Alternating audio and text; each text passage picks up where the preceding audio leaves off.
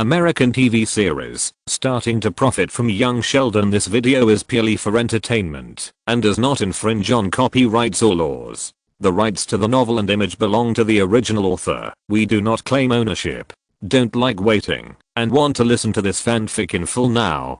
Subscribe to our Patreon, where you'll find the best fanfics. Chapter 201 Show Scene. Here, Grandma Connie also began to think about what to wear tomorrow. Just as she was about to go back to her room to look through the closet, she saw Mike sitting on the sofa, as if nothing had happened. Mike, as the protagonist tomorrow, don't you need to prepare? Grandma Connie reminded. What's there to prepare? My performance costume is a Santa Claus costume, Mike responded. The Santa Claus costume he wore for the previous performance was very suitable for the performance of Christmas songs. It just so happened that he wore that costume back after playing with Regina and others that day. That's right, our little Mike is equally handsome, no matter what he wears. Grandma Connie recalled Mike's Santa Claus costume at the school party performance and then praised him in agreement. Then, Grandma Connie didn't stay in the living room for long. She returned to her room and went to the closet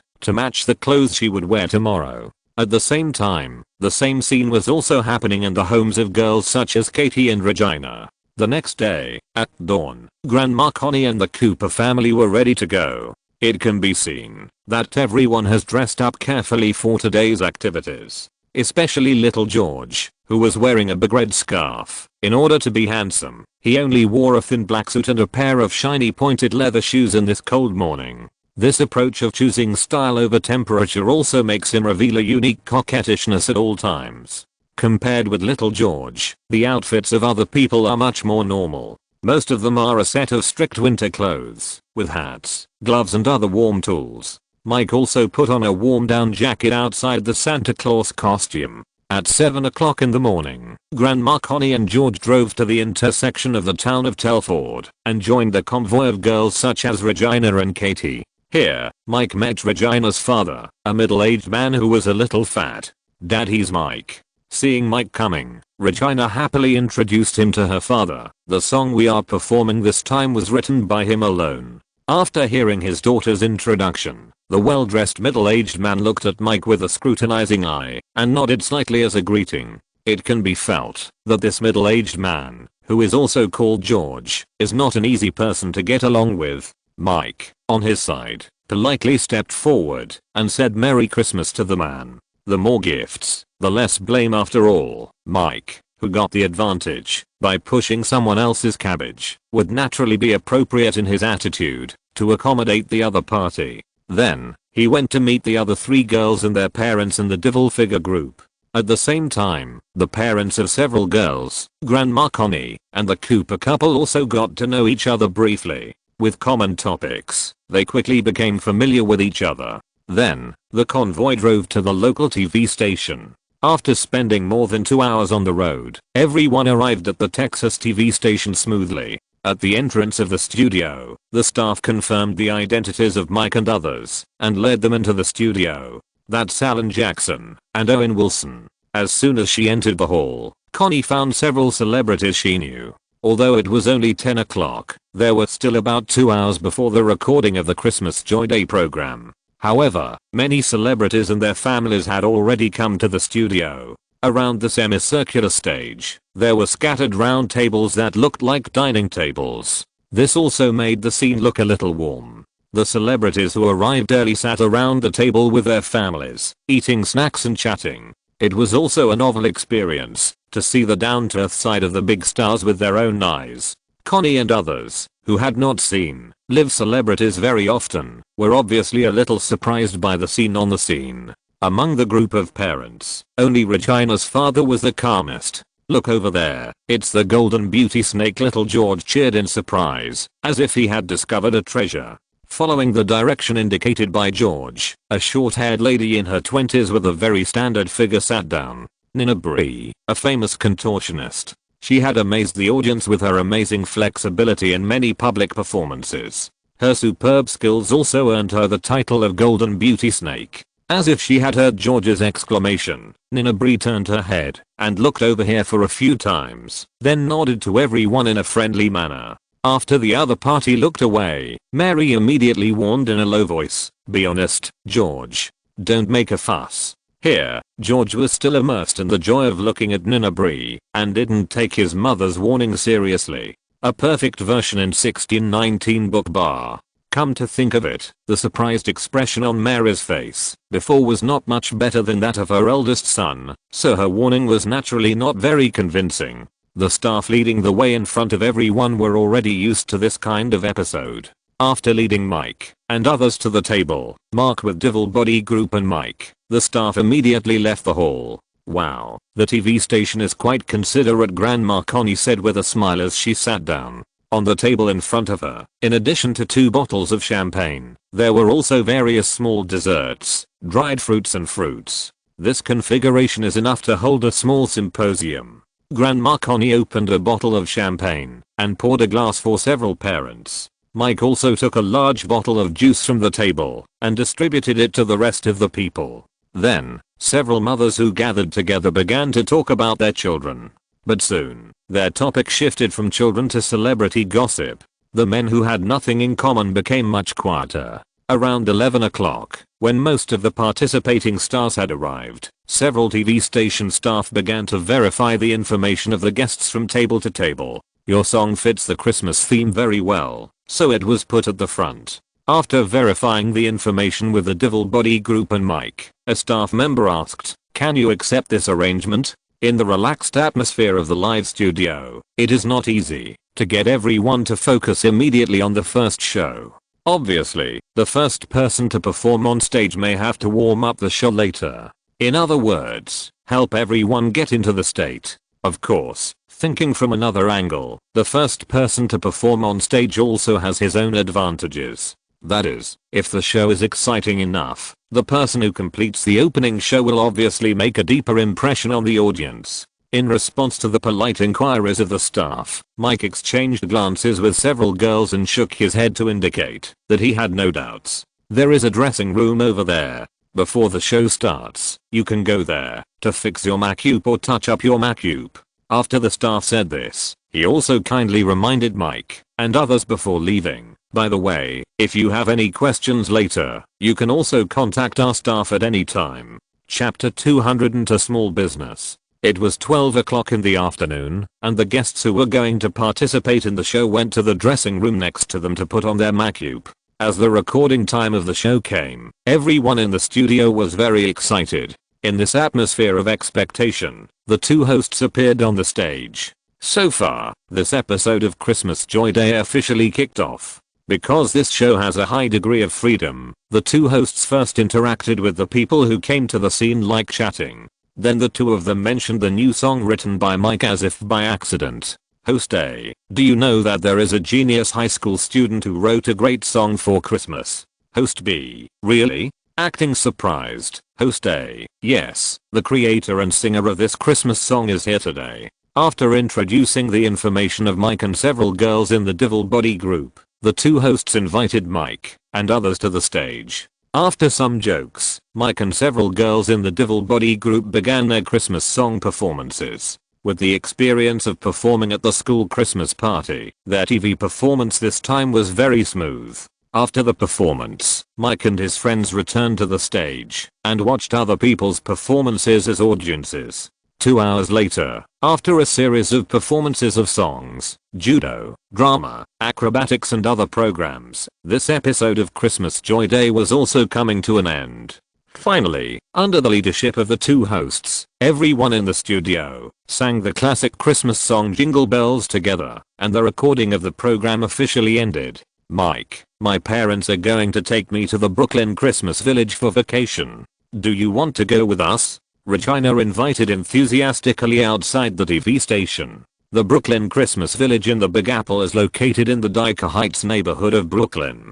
During the Christmas season, people here decorate their houses with dreamy and exquisite Christmas lights, turning the entire community into a beautiful fairy tale world. This also makes it a good place to check in at Christmas, and countless tourists go there to travel and play every Christmas. This is your family activity. I won't join in the fun. Although Mike had heard of the Christmas Village, he wisely rejected the invitation. to go out with the girl's family when he saw the unfriendly look from Regina's father not far away. Seeing Mike's reaction, Regina seemed to realize something. She looked back at the old man with a dark face and did not force it anymore, saying, "Okay, when I come back, we'll contact each other. Have fun." Before the other father's face became more and more ugly, Mike waved and sent the girl who was still chattering away. On the other side, Connor's grandmother, who went to ask Alan Jackson for an autograph, came to Mike. After watching Regina's family leave together, she whispered, "This is a good opportunity to hug thighs. Why don't you try it?" Judging from the temperament of Regina's father, the other party is definitely a successful person. If Mike can confirm the relationship with Regina in front of him, he can at least save 30 years of struggle in the future. "I don't need to hug anyone's thighs. I can become a thigh myself," Mike said half jokingly. With a long-term vision, he really doesn't need to hug other people's thighs. Seeing Mike's confident look, Grandma Connie smiled and said nothing more. After that, Mike and his group, who had participated in the show, returned to the town of Telford at around 5 o'clock in the afternoon. After saying goodbye to Katie's family, the Cooper family was still discussing what they had seen and heard on the TV station until they entered Grandma Connie's house. It can be seen that the experience of watching the recording of the show on site this time made everyone very satisfied. In a blink of an eye, time came to the third day of the Christmas holiday. At noon that day, little George excitedly took a crystal ball with a base and found Mike. "Mike, do you think this thing is beautiful?" Little George held the crystal ball in both hands like a treasure. It was a fist-sized transparent glass ball. Inside the glass ball was a scene of Santa Claus driving a sleigh. Shaking it, the sequins inside the glass bowl would float like snowflakes. "Very beautiful," Mike said truthfully. With Mike's approval, little George smiled. Then, he asked mysteriously, "Mike, do you want to make some pocket money?" This kind of fantasy crystal ball with scenes is very common in later generations. However, in this era, it is still a novelty. Little George also saw this crystal ball with Christmas scenes by chance on the street. With a flash of inspiration, he realized that this crystal ball has a huge business opportunity. The fantasy crystal ball with Christmas scenes is obviously very suitable for people to give as gifts or keep as souvenirs during special holidays such as Christmas. So, little George, who discovered this business opportunity, immediately went to find the merchant who produced this crystal ball. Then, he used superb negotiation skills to get the wholesale purchase price of 2 yuan from the merchant for the crystal ball that sold for 4 yuan on the market. Little George, who had everything ready but no startup capital, came back to raise sponsorship, a correct version in the 16-9 book bar.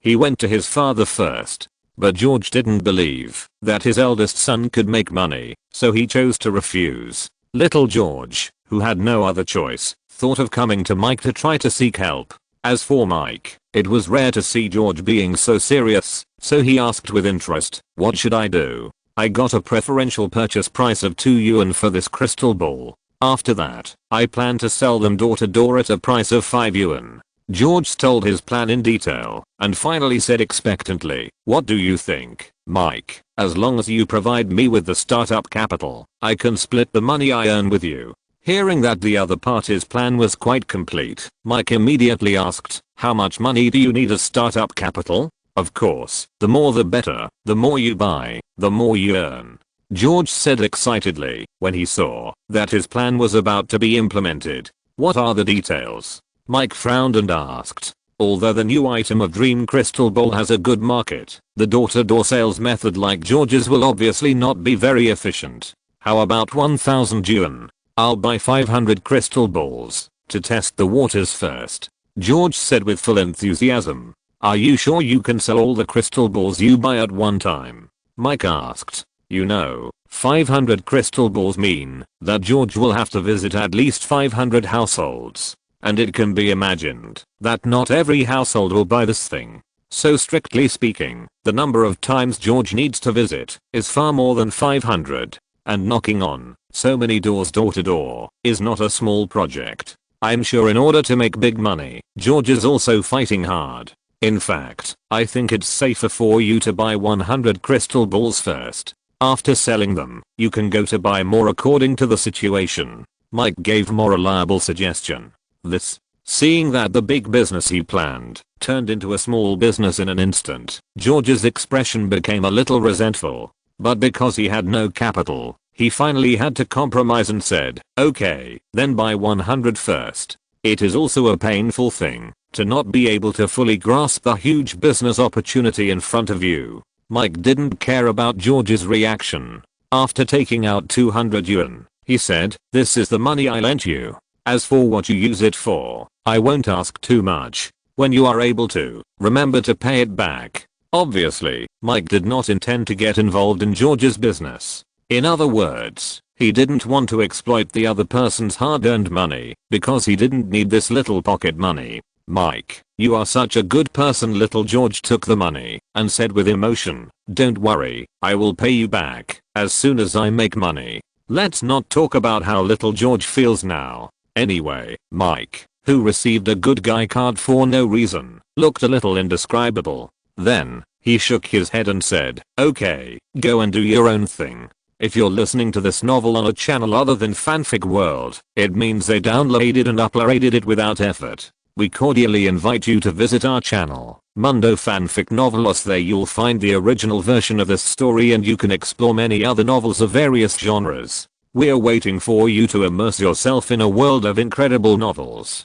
Chapter 203 Family Affairs. In the next few days, George started his crystal ball business. When the first batch of crystal balls were sold out, he used the money he earned to buy more than 200 new ones. However, there were only so many residents in the surrounding area. If George did not expand his sales range, it would be the limit for him to sell the second batch of goods in the surrounding area. Therefore, during this period, he came to Mike again and suggested that they go to the street to sell crystal balls together. 3 days had passed since the episode of Christmas Joy Day that Mike and others participated in. Because of Mike's handsome appearance, he, a songwriter and instrumental accompanist, got more personal shots on the stage than the girls in the Devil Body group. Therefore, Mike's perfect appearance was pushed to thousands of households in Texas through television broadcasts. This also made him a trend of explosion in the small town of Telford. Compared with the last time on the football field, he became famous in front of a specific group of people. This time, Mike appeared on a variety show with a wider audience as a creative star, which was obviously easier to be remembered. This situation also led to the fact that, when he appeared on the street, there would be enthusiastic girls coming up to ask for autographs. It was also based on this situation that George suggested that Mike sell crystal balls on the street. According to him, with Mike's current popularity, even if a crystal ball was sold for 10 million yuan, there would be many girls rushing to buy it. However, George's presumptuous proposal was quickly rejected by Mike. Compared to selling crystal balls on the cold street, Mike would rather play happily with Katie and other girls on a special day like Christmas. In this way, time came to the 7th day of the Christmas holiday. On this day, when Mike played with Lina alone for a whole day, he unexpectedly saw the sisters Peggy in the living room. When he returned home, Merry Christmas. After sending Christmas greetings, Peggy smiled and said, Mike, I watched your performance on Christmas Joy Day, and the song is really good. Although the girl's compliment was a bit ambiguous, it was her true words. Peggy had seen the manuscript of Mike's song before. Although she thought the song was good at the time, she never thought that the song would be so good after being performed by Mike and others. It is no exaggeration to say that this new Christmas song has become a phenomenal Christmas song in Texas after it was broadcast on TV. If there is an entertainment company willing to package it, it is not impossible to push Mike and the girls of the Devil Body group into big stars with this song. Thank you. Mike is not very interested in becoming an entertainment star. After he smiled, he asked curiously, why are you here? Where are Mr. Berry and the others? As mentioned earlier, Christmas is an important day for family reunion. If there is no accident, whether traveling or relaxing at home, the family will try to stay together. According to Mike's observation, Peggy's parents did not appear here to accompany the two sisters. My parents want to have a sweet Christmas trip for two, so they sent me and my sister here, Peggy explained with a smile. It can be seen that the little girl did not feel lost because she was abandoned by her parents on Christmas. On the contrary, because her parents' relationship became close, she looked very happy. By the way, Mike, they already know about the event you planned for my parents last time. After Peggy finished speaking, she took out a beautiful gift box from her body and handed it to Mike and continued, "This is a thank you gift from them to you." In the box was a Parker pen that MacArthur had used and praised. When elders give pens to younger generations at Christmas, it is likely that they wish them to make further progress in their studies. Of course, the Berry couple gave Mike a pen to show their recognition of Mike's character. "Thank you, your parents, for me. I like this gift very much," Mike said with a smile after trying the pen. Although the value of this gift cannot be compared with Mike's efforts, but the underlying meaning it represents is that the Berry couple regards Mike as their own. After such efforts, it feels great to receive the kindness of the other party. Mike, Peggy, stop chatting. It's time to eat. At this time, Grandma Connie, who had prepared dinner, appeared at the door of the restaurant and shouted. Grandma Connie was very happy that Peggy and her sister could come to her home to celebrate the holiday. On the one hand, it is because the more lively the home is during the holiday, the better. On the other hand, the behavior of Berry and his wife showed that they trusted Grandma Connie very much. Otherwise, they would not leave their daughter here on such an important day as Christmas. Afterwards, Peggy and her sister followed everyone to enjoy a Christmas dinner at Grandma Connie's house. In the happy dinner atmosphere, Mary suggested that everyone go to church together tomorrow morning. Tomorrow is Saturday, and it is also the first Sunday after Christmas. Seeing Mary's expectant expression, everyone agreed to go to church together tomorrow. Mike has been playing with Katie and other girls for several days, so he also decided to take a day off tomorrow. The next morning, Pastor Jeff led everyone in the church to pray and bless. A perfect version of the book in 16:9. After the ceremony, when Mike and his group were about to leave the church, Mary saw Veronica with a heavy expression in the corner. This girl, who had a close relationship with the Cooper family, was alone in the corner at this moment, looking lonely and helpless. Wait, she looks like she needs help. After observing her, Mary walked towards the girl. Veronica, what happened? You look bad, Mary asked with concern. The girl, who was thinking about something, looked up and saw the Cooper family and Grandma Connie. Being surrounded by so many people, Veronica was a little surprised at first, and then she seemed to think of something difficult to say, and her expression became very complicated. There are still many believers in the church, which is obviously not a good place to talk about private matters. The careful Grandma Connie realized this, so she said to the girl, Veronica, right? Do you want to go to my house for a cup of hot chocolate? The girl who was hiding her worries wanted to find someone to talk to. Grandma Connie's suggestion just sweetened her mind. Then, a large group of people returned to Grandma Connie's house. Changing to a warm place, Veronica, holding a cup of hot chocolate in her hand, told her troubles. It turned out that during the Christmas days, the girl's single mother found a boyfriend from nowhere. This man not only has a bad character and rude behavior, but also sexually harassed the girl behind Veronica's mother's back. It just so happened that this man, I don't know what kind of ecstasy he gave to Veronica's mother, made the other party very fascinated. As a result, Veronica repeatedly hinted to her mother that the man she found was not a good person, but she was scolded by her mother. This situation made the girl at a loss. She didn't want to stay at home for a moment, and today she chose to run away from home under the pretext of going to church for worship.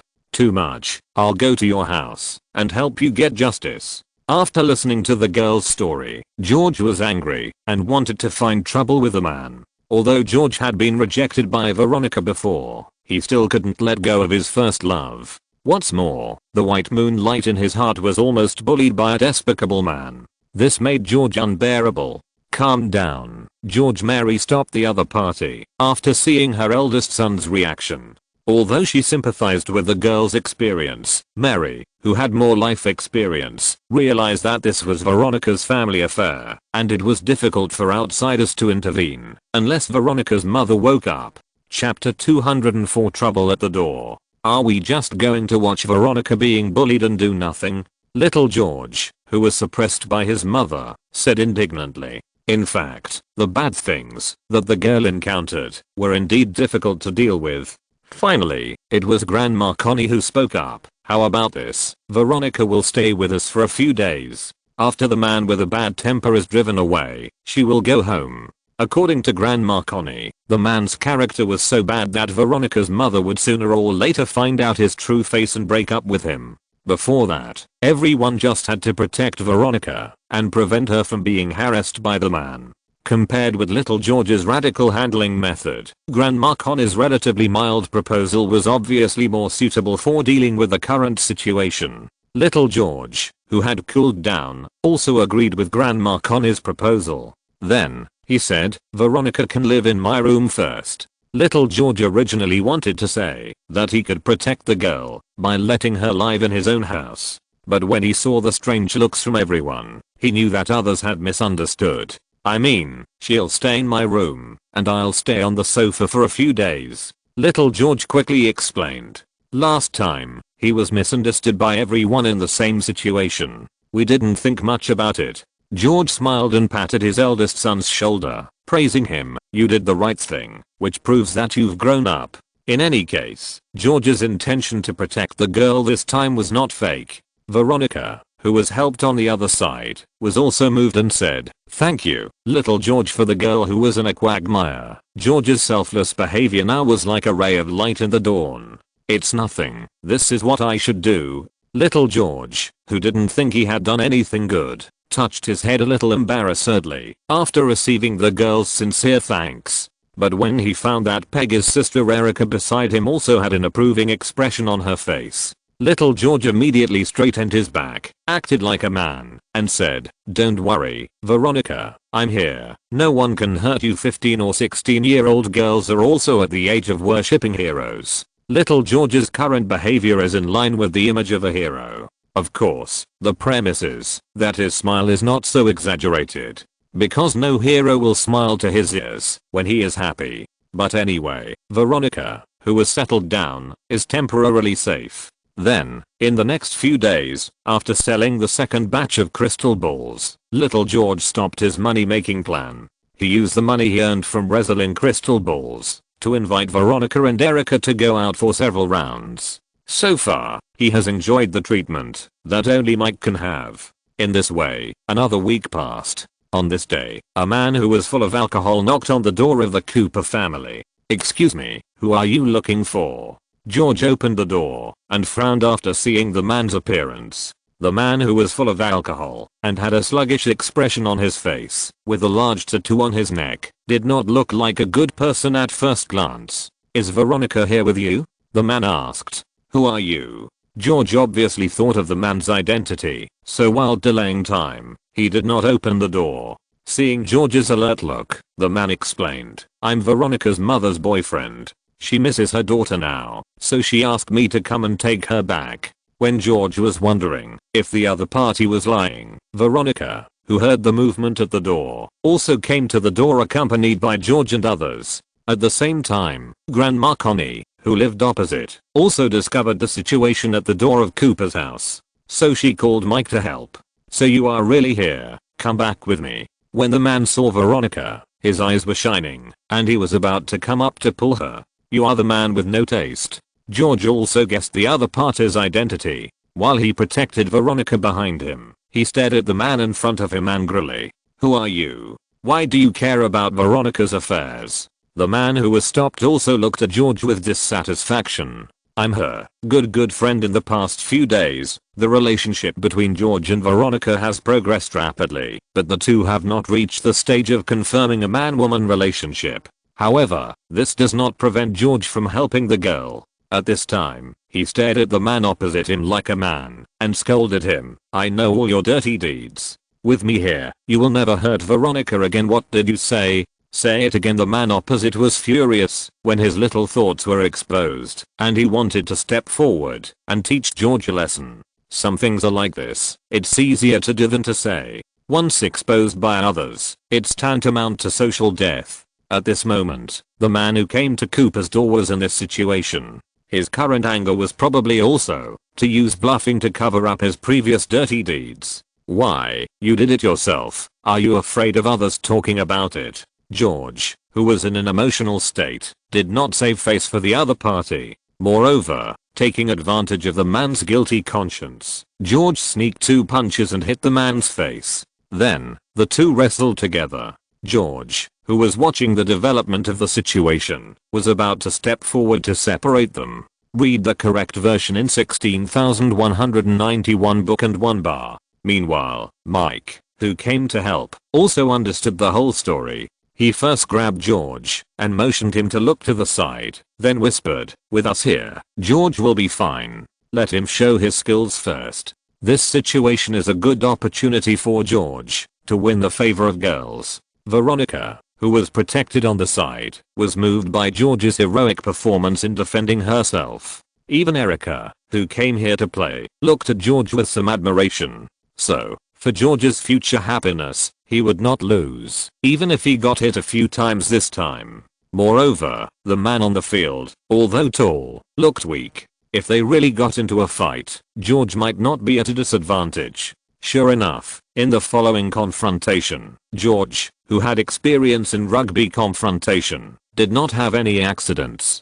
With his flexible steps, he hit the man several more times. The man on the opposite side also had a red face because of the continuous losses, and he was about to make a ruthless move. Mike realized that something was wrong, and while shouting "Stop fighting," he quickly stepped forward to hold the man. George, who also reacted, immediately stepped forward, went to the other side, and controlled the man's arm. This time, George, who was a little angry and no one cared about him, stepped forward and punched the man in the face twice without martial ethics. The other party was hit so hard that stars appeared in his eyes and his nose bled. The beaten man quickly reacted. Although Mike and the other man seemed to be trying to stop the fight, they were actually targeting him. So, he said harshly, "Just wait for me. If you can't kill me this time, I will definitely kill you in the future." Hearing the other party's harsh words, Mike shook his head speechlessly. The other party really didn't understand the situation. This is good. Mike was originally very ashamed of the man's character. So after hearing the other party's threat, he also used his elbow to give the other party a kidney shot without hesitation. The man who was hit in the vitals had his eyeballs bulging and curled up into a ball, almost vomiting his gallbladder. Looking at the man lying on the ground, tears and snot flowing, with a painful look on his face,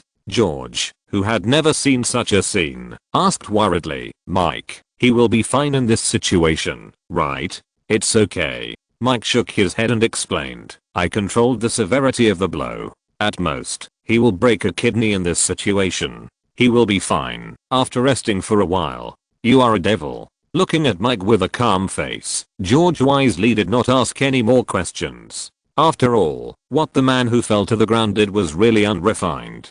It is not worthy of sympathy to receive some punishment. Chapter 205 Homework End of the semester. My name is Mike, and I'm an 11th grader at Melford High School. If you want revenge, you're welcome to come find me anytime. Mike squatted down, letting the man look directly into his eyes, and continued, "But if I find you doing something bad to other people here, I'll let you know what cruelty is." After his physical fitness exceeded 300, Mike had a sense of dominance on him. It was similar to the suppression of the life level. Under this momentum, the man opposite was like a kitten encountering a tiger and had no ability to resist at all. Looking at the pitiful man, Mike shook his head slightly and said, "Go away." The man, who had long wanted to retreat after being pardoned, did not dare to say a single harsh word and left the Cooper family with difficulty, holding his waist. "No problem, right?" After the man left in a panic, Grandma Connie stepped forward and asked worriedly. No. Mike thought for a while and said, "The kind of person who bullies the weak and fears the strong, who has suffered so much this time, should not dare to offend us again." The fact was exactly like that. The man, who was almost scared out of his wits, had no idea of revenge on Mike and others. However, the man felt more and more aggrieved after suffering such a big loss at the Cooper's house. So, after returning, he wanted to vent the humiliation he suffered outside on Veronica's mother. This situation naturally made Veronica's mother see the true face of the man. The two had a big fight over this, and finally the man was driven out of the house by Veronica's mother. In fact, Veronica's mother also noticed the man's little thoughts before. It's just that the family needs a pillar, so she chose to endure it temporarily. But after breaking up with the man, she became cold and fearful in her heart. She seemed to realize that she had let the man do what he did during this period, putting her daughter in danger. So, after some deep reflection, Veronica's mother came to Cooper's house in the evening. After telling her about the clear boundary between herself and the man, and apologizing to her daughter, Veronica's mother said sincerely, "Come home with me, Veronica. I promise that this will never happen again." At the door of the Cooper family, George looked at the girl's tangled look and said, "Veronica, no matter what choice you make, I support you. If you don't want to go back with her, you can continue to live in my house." This time, George and his wife, who were also standing by the door, did not stop George from taking the initiative. At the same time, at the door of Connor's grandmother's house, there were 3 figures watching the excitement. "Mike, what choice do you think she will make?" Peggy asked. "Blood is thicker than water," Mike replied. In fact, the moment Veronica's mother apologized, the girl might have already made a choice in her heart. After all, the two are a family with an inseparable family relationship. "I think so too." Peggy seemed to have known the outcome of the matter, and then said, "Let's go back to play chess. I'm more curious about the reason why your chess skills have increased. Nowadays, Mike, whose IQ has reached 193, can already play back and forth with Peggy in chess, a leisure activity that tests intelligence." This surprised the little girl. In this regard, she boldly guessed that the reason why Mike's chess level has improved so much in such a short period of time may be because his brain has undergone secondary development. In order to verify this conjecture, Peggy also specially found little Sheldon and played several games of chess with Mike alone. Little Sheldon was also very surprised for a long time about the growth of Mike's chess skills.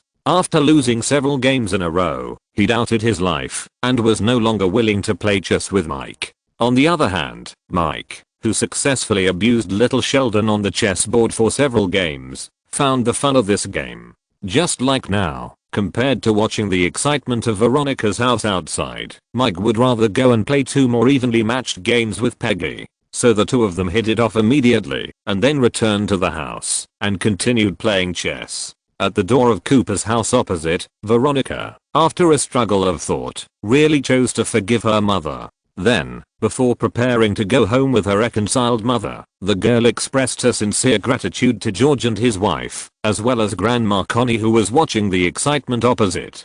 Finally, Veronica walked up to little George and said seriously, "Little George, thank you for taking care of me during this period of time." After that, the girl took the initiative to step forward and gave little George a big hug.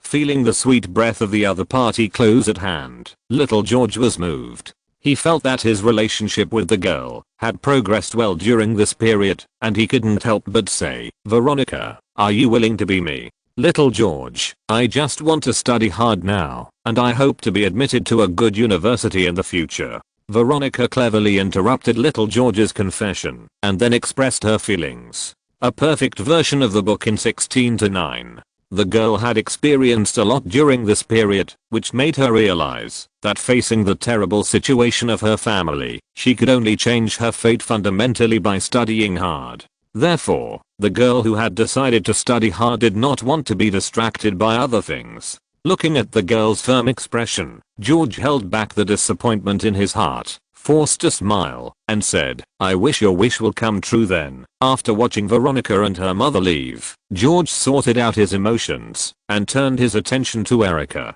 His intention was obvious. After losing Veronica, he was ready to concentrate on pursuing Erica. "You are a good person." Erica patted George on the shoulder like a buddy, and then walked to Connor's grandmother's house. This time, George, who had been broken in love twice in a row, seemed to have suffered retribution for his fickleness.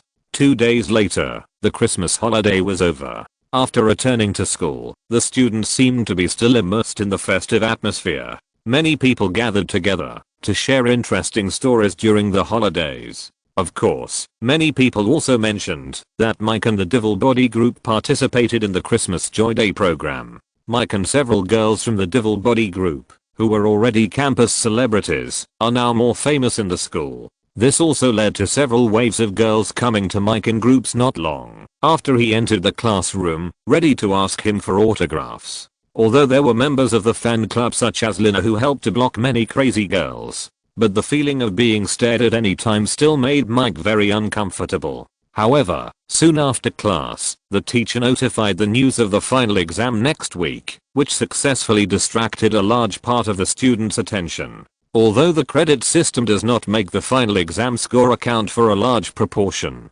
But the school's behavior of sending the final transcript to the students' homes is still very stressful. Strictly speaking, this total transcript determines the treatment that students can receive at home during the next vacation.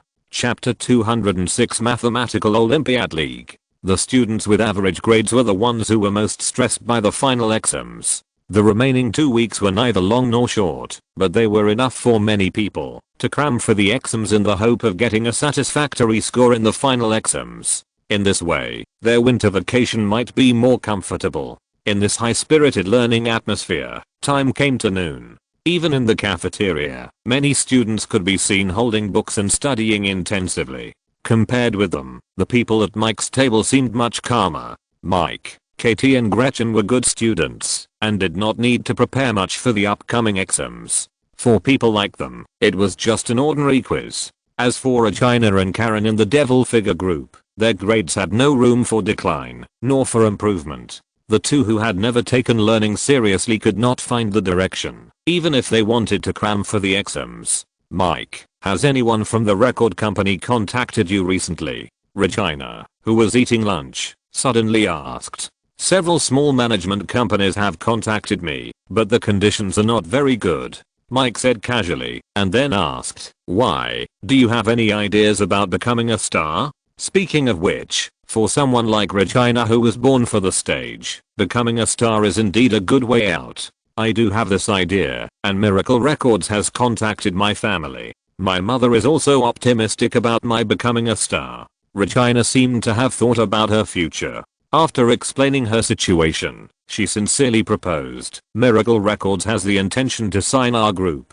If you are willing, I can help you connect. Now is the era of the fastest discovery in the record industry, and Miracle Records can be ranked in the top 10 in the record industry. It is a very promising company. Regina can connect with such a big company, which is enough to show that she has the talent to be a star. And her current proposal is also a good choice for everyone. Forget it, I'm not very interested in becoming a singing star. Mike shook his head slightly and refused. For ordinary people, being able to sign a contract with a big company like Miracle may be a good thing.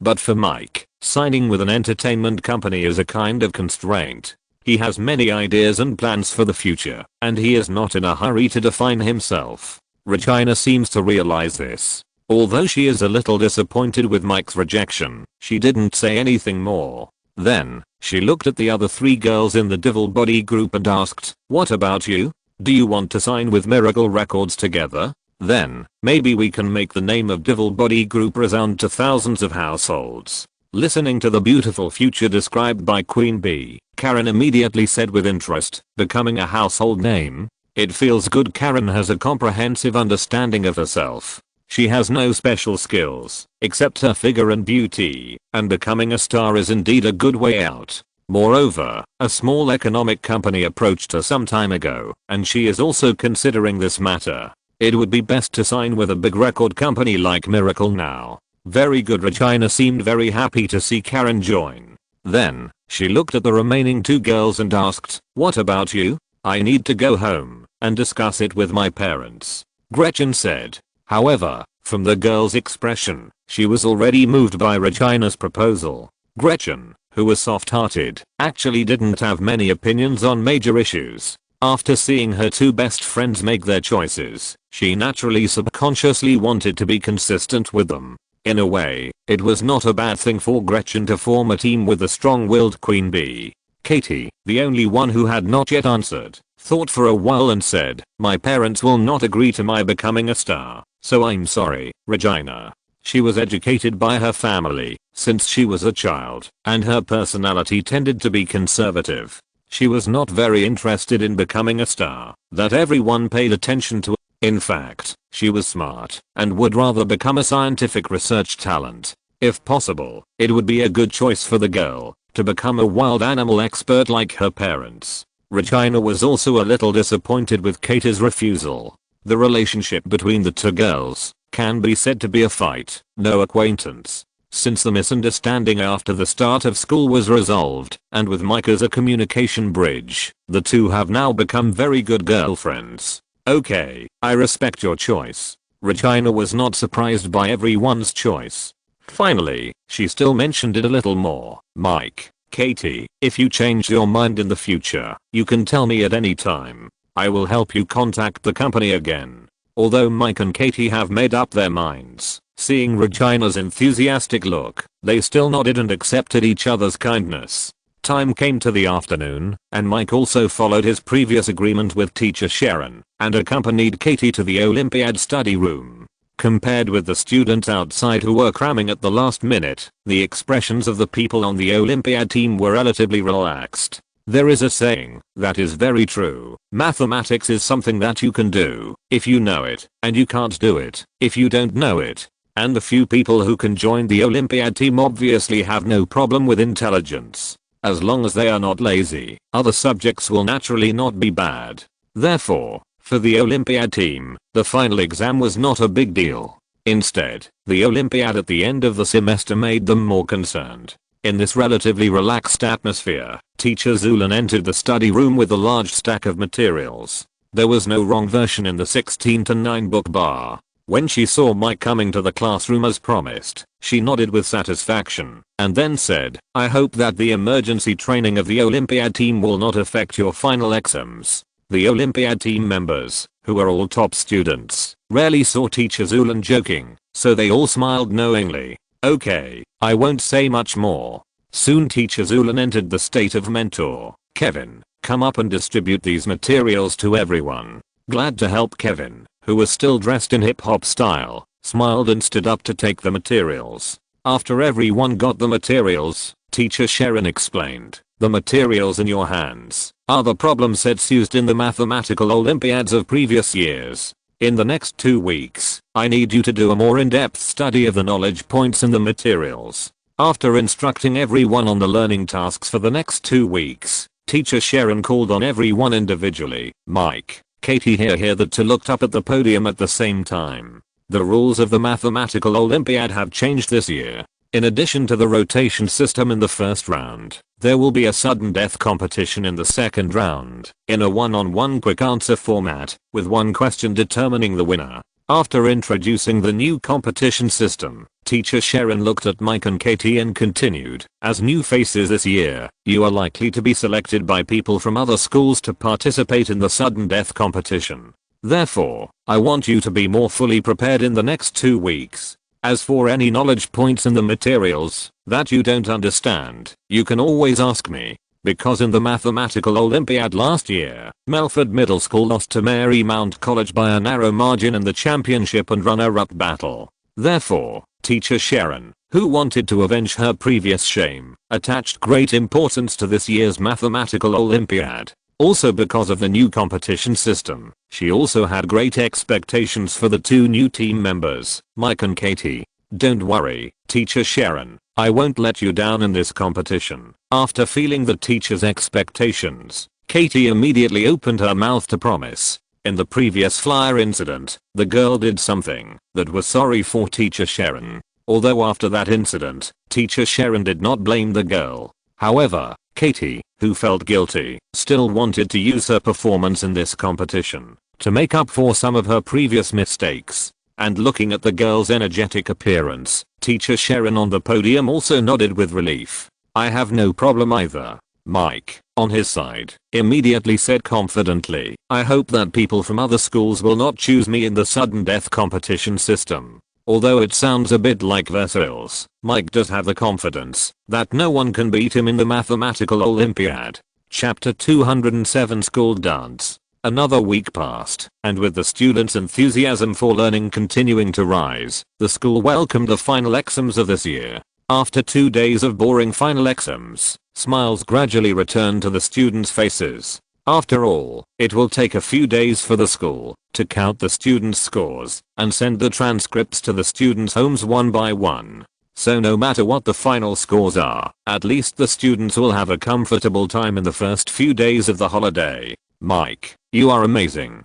On the way home after the exam, the relaxed little George exclaimed, "The key points you marked for me this time are basically the test questions." Little George, who knew that his grades were not good, asked Mike, a good student, for help before the final exam. Mike, who had experienced the tactics of the sea of questions and knew how to deal with the exam, marked the key points of each subject in advance for the other party, based on his experience. The result looked very good. With Mike's IQ, the overlap rate of the key points of each subject he marked with this test reached more than 80%. In this case, it is equivalent to putting the original questions in front of little George. Therefore, if George, who had received the answers to the exam in advance, had not been lazy during the review time of more than a week before, he would definitely have no problem passing the exam this time.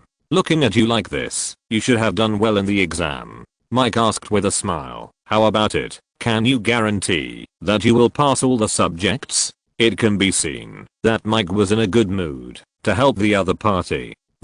Hearing the question, George's expression froze. Obviously, for some poor students, even if the original answers are placed in front of them, they still can't answer what they shouldn't. This is probably the case with George now. The key points that Mike has marked can only ensure that he will feel familiar with many questions in the exam. As for the correct rate, I dare not guarantee it.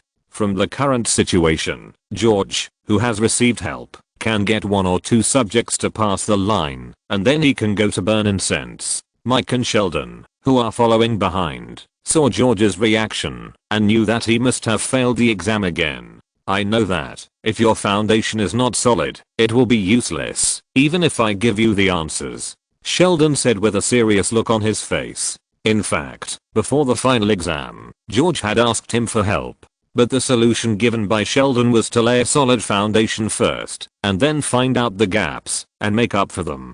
This method is a good suggestion for those who want to learn, but for George, who doesn't like to study, this method takes too much time and energy, which is tantamount to asking for his life. So, when George heard Sheldon's suggestion, he passed it. And now, seeing that the person who had come up with an unreliable idea before dared to mock him, George was angry and scolded. "Shut up, this is none of your business." Sheldon in the back saw that George didn't appreciate it, snorted, and said no more. In fact, George is in a complicated mood now, and he also regrets a little. If he had known that Mike's prediction was so accurate, he would definitely review it well before. Of course, everything he says now is hindsight. Not wanting to continue on this heavy and embarrassing topic, George changed the subject and said, "Mike, have you decided on your dance partner for tomorrow's school's year-end dance?" Every year before the winter vacation, the school will hold a large-scale year-end dance.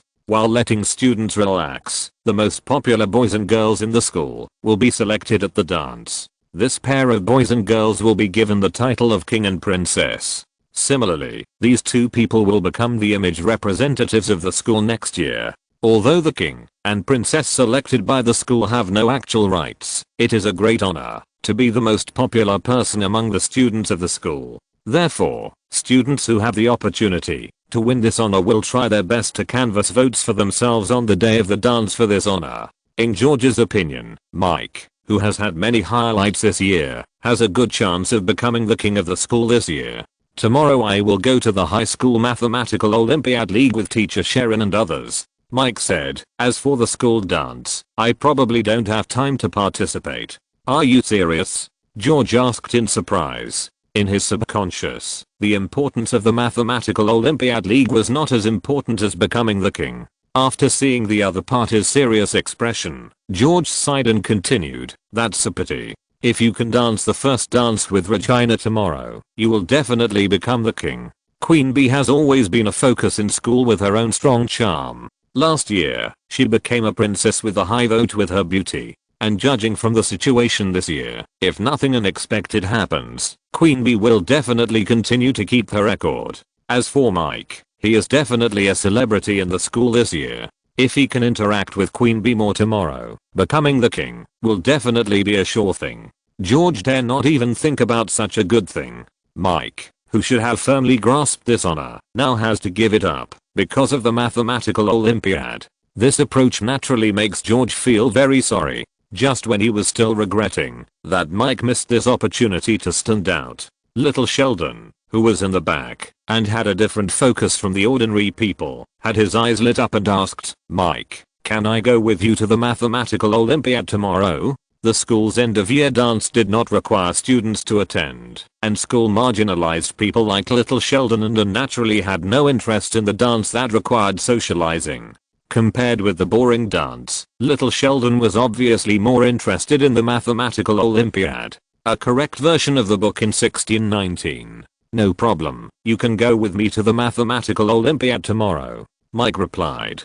The Regional Mathematical Olympiad League did not restrict outsiders from visiting. On the contrary, because the Mathematical Olympiad was relatively boring, few people except the Mathematical Olympiad team would go to watch it. What's more, little Sheldon was also a non-staff member of the Melford Mathematical Olympiad team, and it was not a big deal to go to watch a Mathematical Olympiad. Moreover, teacher Sharon, who was planning to pull little Sheldon into the Mathematical Olympiad team next year, would definitely be very happy if she saw that he was so enthusiastic about the Mathematical Olympiad. "Then don't forget to call me tomorrow." After getting permission, little Sheldon still reminded worriedly. "Okay," Mike answered again. Next to him, little George, who got dizzy when he saw math, shook his head speechlessly after hearing the conversation between Mike and little Sheldon. He couldn't understand why someone would refuse the school dance and be interested in the mathematical Olympiad. The next morning, when Mike arrived at the school in George's car, there were already many students dressed up fancy on campus.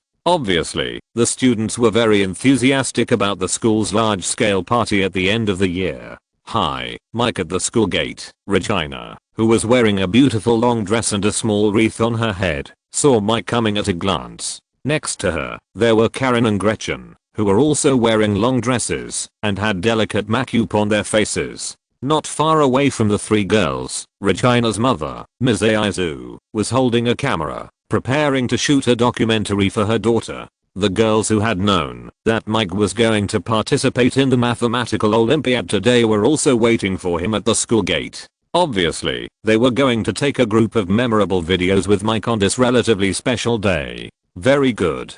Come a little closer. Keep smiling. Just keep it like this." After Mike arrived, Aizu directed him to pose with the girls in various styles. After taking a group of videos, Mike took some double photos with the girls and sent away these girls who only cared about being beautiful and ignored the temperature. "Mike, are you really not going to the dance?" After Mike sent the three girls away, little George came over. He still didn't give up.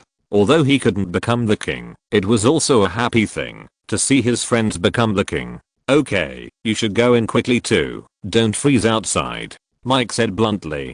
For the same reason of demeanor, little George also specially put on the black suit he bought for Christmas today. On the days when the winter snow has not melted yet, his outfit looks very cold. Chapter 208 Mathematical Olympiad League continued. After sending off little George again, Mike brought little Sheldon to meet teacher Sharon and others in front of a bus. "Look who's here. Our ace Mike and the super genius Sheldon." Captain Kevin, who was still dressed in a flashy hip-hop style, looked very excited today. Without waiting for him to continue making fun, teacher Sharon said, "Everyone is here. Let's go. Going to the scene earlier will give us more time to prepare." Teacher Sharon looked more serious today than usual. The end-of-year Mathematical Olympiad League was initiated by the Ministry of Education and divided into many competition areas according to different regions. In order to ensure fairness, each competition area will have 8 fixed teams according to different educational resources. Therefore, it will not happen that an ordinary public high school like Melford will compete with an elite high school in Houston. And because the champion of each competition area will get an extra credit when applying for college. Therefore, to a certain extent, the annual Mathematical Olympiad League can be said to be a good opportunity for students from ordinary high schools to win better college admission letters. At Melford Middle School, after all the members of the Mathematical Olympiad team and the special audience, little Sheldon, got on the bus, teacher Sharon told everyone about the schedule. There are 8 teams in total, and the single round elimination system is adopted. Because of the tight schedule, each competition plus the halftime break will not exceed 1 hour at most. So according to the normal process, the total of 7 games can be decided within 1 day. After introducing the basic process of the competition, teacher Sharon took out a few t-shirts from her handbag and distributed them to the members of the Mathematical Olympiad team. During the competition, they need to wear uniform clothes. This black t-shirt with the words Melford Middle School is considered the uniform of the Melford High School Mathematical Olympiad team. After distributing the uniforms to Mike and others, teacher Sharon took another t-shirt and gave it to little Sheldon who was traveling with him. Okay, everyone can rest a little in the car. I will call you when we get to the place. Teacher Sharon, who had finished dealing with miscellaneous matters, reminded everyone. It takes about 40 minutes to get from Melford High School to the mathematics hall used for the competition. As the leader of the Mathematical Olympiad team, teacher Sharon naturally hopes that everyone can keep up their spirits during this period of time so that they can perform at their best during the competition. Mike leaned on Katie and was about to take a nap when a thin figure quietly came over. Mike, I'm sorry to bother you for a while. I have something important to discuss with you. Captain Kevin lowered his voice and said mysteriously. Seeing the other party's serious look, Mike greeted Katie and followed Kevin to the back row of the bus. Last year, I watched a game with the team and I have some understanding of the strength of the other 7 schools. Kevin, who came to the back row, talked about his own views. In his words, the surrounding colleges such as Shanghai High School and Ziowan High School are not a concern. Only last year's champion team, Marymount High School, needs to be focused on. In order to deal with this strong enemy, Captain Kevin came up with a solution that was not a solution, which was to let Mike pretend to be a newbie as a trump card for the Melford Mathematical Olympiad team to deal with other schools. According to him, a handsome guy like Mike can easily give people the impression of a playboy. In the student's inherent impression, handsome students must have a very rich campus life, so they don't have time to settle down to study.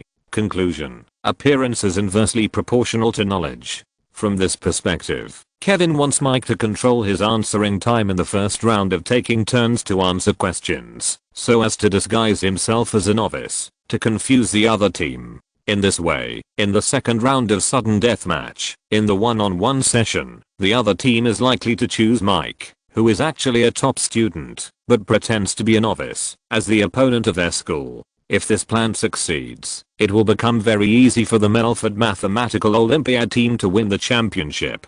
After all, everyone knows Mike's level of Mathematical Olympiad. It can be said that the way of pretending to be a pig and eating a tiger proposed by Captain Kevin has added an extra layer of insurance for Melford High School to win the championship of this Mathematical Olympiad. No problem, I will react according to the situation during the competition. Mike, who has performance skills, agreed without much thought after listening to Kevin's method. As the saying goes, those who are capable should do more work. Mike can feel more at ease if he can hold the key to victory or defeat in his own hands. After a 40-minute drive, the Melford Mathematical Olympiad team and others arrived at the mathematical hall used for the competition. This is a very old-style venue. In the wide hall, there is no other extra arrangement, except rows of neatly arranged seats. The emphasis is on practicality. On the podium at the front, an advanced projection device was specially installed for this Mathematical Olympiad competition, to project the Mathematical Olympiad questions. On both sides of the projection device, there are 2 rows of lecture tables, which will serve as the answering area for the contestants. It is now 9:30 in the morning, and there is about half an hour before the start of the competition. If you want to go to the bathroom, you can go now. The rest of you can rest here. Teacher Sharon took everyone into the venue and found a rest area in the front row and said to everyone, in the 1691 Book 1 bar, there is no wrong version. In the wide mathematics hall, including Melford High School, there are already 5 teams. However, each team, including the leading teacher, generally does not exceed 10 people. Therefore, the venue still looked very deserted. Mike, who sat down, saw at a glance the team wearing Marymount College's logo clothes not far away. The guy with curly hair is called Carter. I saw him in the audience last year. Kevin came to Mike's side, signaled a nerdy boy in the Marymount Mathematical Olympiad team with his eyes, and introduced him in a low voice. Looking at his expression, he seemed very dissatisfied with the boy named Carter. But think about it, because the Marymount Mathematical Olympiad team defeated the Melford Mathematical Olympiad team last year, and won the championship. Out of a sense of honor or a competitive mentality, Kevin, who came to watch the game last year, would feel a little unbalanced about Carter, who also came to watch the game from Marymount College. And according to Mike's observation, the boy named Carter in the Marymount Mathematical Olympiad team is definitely a serious person in life, judging from his meticulous dressing style and decent behavior. This happened to be the opposite of Kevin, who was dressed in a hip-hop style and behaved in a detached manner. From this point of view, it is normal for Kevin to dislike him. Just as Kevin was making up bad things about the other party, Carter, who was in the center of the Marymount team, turned his head and looked over as if he had sensed something. The two mathematical Olympiad captains looked at each other from a distance, as if a storm was brewing. It was obvious that in the minds of both of them, they both regarded each other as a big enemy. In the end, it was Carter who frowned, who nodded politely first, and then took the initiative to look away. TSK, pretending Kevin, who won the eye contact, curled his lips and seemed to be very disdainful of the other party's gentlemanly style. Judging from the situation, the two people's personalities are indeed incompatible. After that, more than 20 minutes passed, while several teams silently observed each other. At around 10 o'clock in the morning, when the remaining 3 mathematical Olympiad teams arrived at the mathematics hall one after another, the Mathematical Olympiad League of this division officially kicked off. Chapter 209 Champion.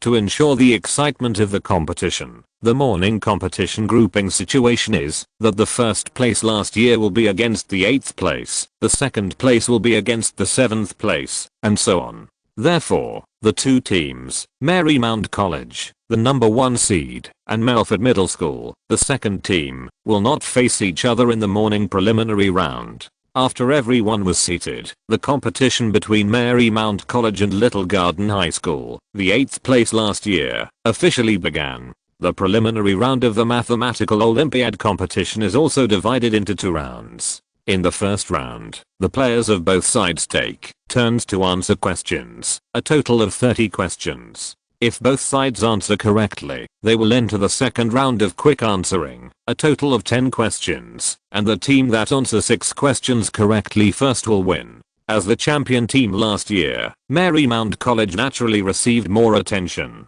Among them, Captain Kevin, who set winning the championship and defeating Carter as his goal this time, began to observe the situation of Marymount College and others when they were preparing to go on stage. Problems of sums, differences, and multiples, problems of arithmetic progressions, sums of series, average values. An old professor wearing thick glasses on the stage presided over the progress of the competition. However, as the competition began, the first round of questions seemed to be not difficult. These questions are too simple. Little Sheldon, as a special audience, questioned these Olympiad questions that only required basic calculations. It's really not difficult. Mike relaxed on his chair and responded casually. He was in the 11th grade. Strictly speaking, he was just a person who was pulled in to make up the numbers. But he didn't expect that the Olympiad, which teacher Sharon attached so much importance to before, would have such a low difficulty in the first round of the preliminary round. In addition to the necessary calculation questions, these questions even mixed with some interesting brain teasers. For example, for the interesting question of chickens and rabbits in the same cage, before the host finished reading the question, Mike could look at the question on the projection screen at the back and get the answer instantly. It can be said that with the IQ of Mike and Little Sheldon, mental arithmetic and fast calculation are basic operations, so naturally there is no difficulty at all. However, Kevin and others who were waiting to go on stage had a serious expression at the moment. Those questions that only required calculations were not very difficult for them. but the answer must be given within the stipulated 30 seconds, and coupled with factors such as nervousness. If you are not careful, you may get the question wrong. With this empathy, Captain Kevin, while maintaining a serious expression, stared at the people from Marymount College who were answering questions on the stage with fierce eyes. It is estimated that he wanted to use this method to put more pressure on the people from Marymount College, so that they would make mistakes due to nervousness. However, in the face of absolute strength, Captain Kevin's little trick did not succeed. Later, as the round of answering questions deepened, the complexity of the calculations of the following questions obviously rose to a higher level. The fifth member of the Ziahoyan High School Mathematical Olympiad team looked like an 11th grade student. With 1 year less of high school, he was obviously inferior to others in mathematical Olympiad knowledge. Facts have proved that the 11th grade students selected for the mathematical Olympiad team are not all super geniuses like Mike and Sheldon. Later, in the last round of answering questions, this 11th grade student from Ziahoyan High School lost the opportunity to enter the second round of answering questions because of the timeout. Congratulations to Marymount College for being the first to qualify for the semifinals after the results came out. The old professor who presided over the competition on the stage announced the results of the first game. Because there were only 8 participating teams, they could enter the semifinals in the afternoon by defeating one opponent. Little Garden High School is so useless. Captain Kevin, who had always regarded Marymount College as an opponent and put himself in the shoes of Little Garden High School, waved his clenched fist in frustration after seeing Little Garden High School lose the game dramatically because of the wrong answer to the last question. At the same time, a look of disappointment rose on his face. It can be imagined that, while he was putting pressure on Marymount College with his eyes just now, he was probably cheering for Little Garden High School in his heart. However, as Little Garden High School was at the bottom last year, it did not have the strength to become a dark horse this year. Next, please invite Melford High School and Petersburg High School to compete on stage. The formal mathematical Olympiad competition is not that interesting. After the results of the first game came out, the old professor on the stage presided over the process and continued the second game. Come on, Mike is a special audience. Sheldon was a little disappointed with the difficulty of the mathematical Olympiad, but when he saw Mike was about to go on stage, he still sent his blessings. After all, Mike's intelligence was recognized by him. Now Sheldon is likely to be the same as Kevin before, and put himself in Mike's shoes. Don't worry, I'm fine even if you don't cheer. Mike smiled easily and stood up with the team members. Then, accompanied by the encouragement of teacher Sharon, Captain Kevin took the lead and led the mathematical Olympiad team of Melford High School to the stage. When the team passed by the mathematical Olympiad team of Marymount College, which was just leaving the field, Captain Kevin, who had always regarded the other side as an imaginary enemy, seized this good opportunity to provoke. He squinted his eyes at Carter, who was at the head of the other team, and whispered with his neck stiff, "Don't think that it's a big deal to win the last place. This year's champion will only be us, really. I hope you can enter the finals." Carter, who looked like a nerd, smiled and counterattacked. A perfect version of the book bar in 1619. The captain of Marymount College is not as dumb as he looks. On the contrary, he is very scheming. He caught the right time and successfully angered Kevin, who was already excited, with just a light remark. When Kevin wanted to fight back with words, Carter had already taken the Marymount team members to the audience below. His indifferent look seemed to show that he did not take the Melford team, which ranked second last year, seriously. "Just wait, Kevin," who punched the cotton, said angrily to Carter's back.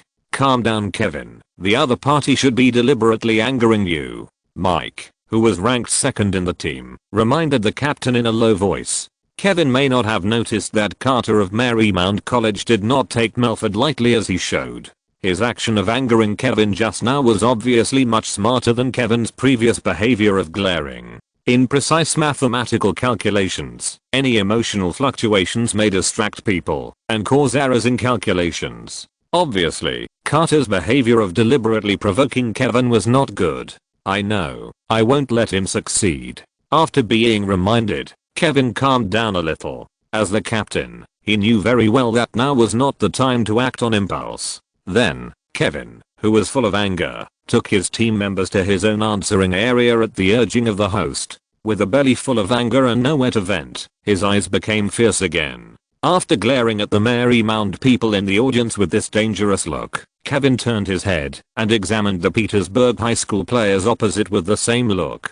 The Petersburg players who didn't know what happened were also affected. After a while, they felt guilty because of Kevin's stare and avoided each other's gaze. It can be seen that as the second to last team last year, the Petersburg High School players are not so motivated this year. Okay, now it's time for the two teams to take turns answering questions. The old professor in charge of the task also saw Kevin's expression in the answering area, but he mistakenly thought that this was a sign of his enthusiasm. With this understanding, the old professor, who had always been serious, even nodded slightly to Melford High School while promoting the competition process. If you're listening to this novel on a channel other than Fanfic World, it means they downloaded and uploaded it without effort. We cordially invite you to visit our channel, Mundo Fanfic Novelos. There you'll find the original version of this story and you can explore many other novels of various genres. We're waiting for you to immerse yourself in a world of incredible novels.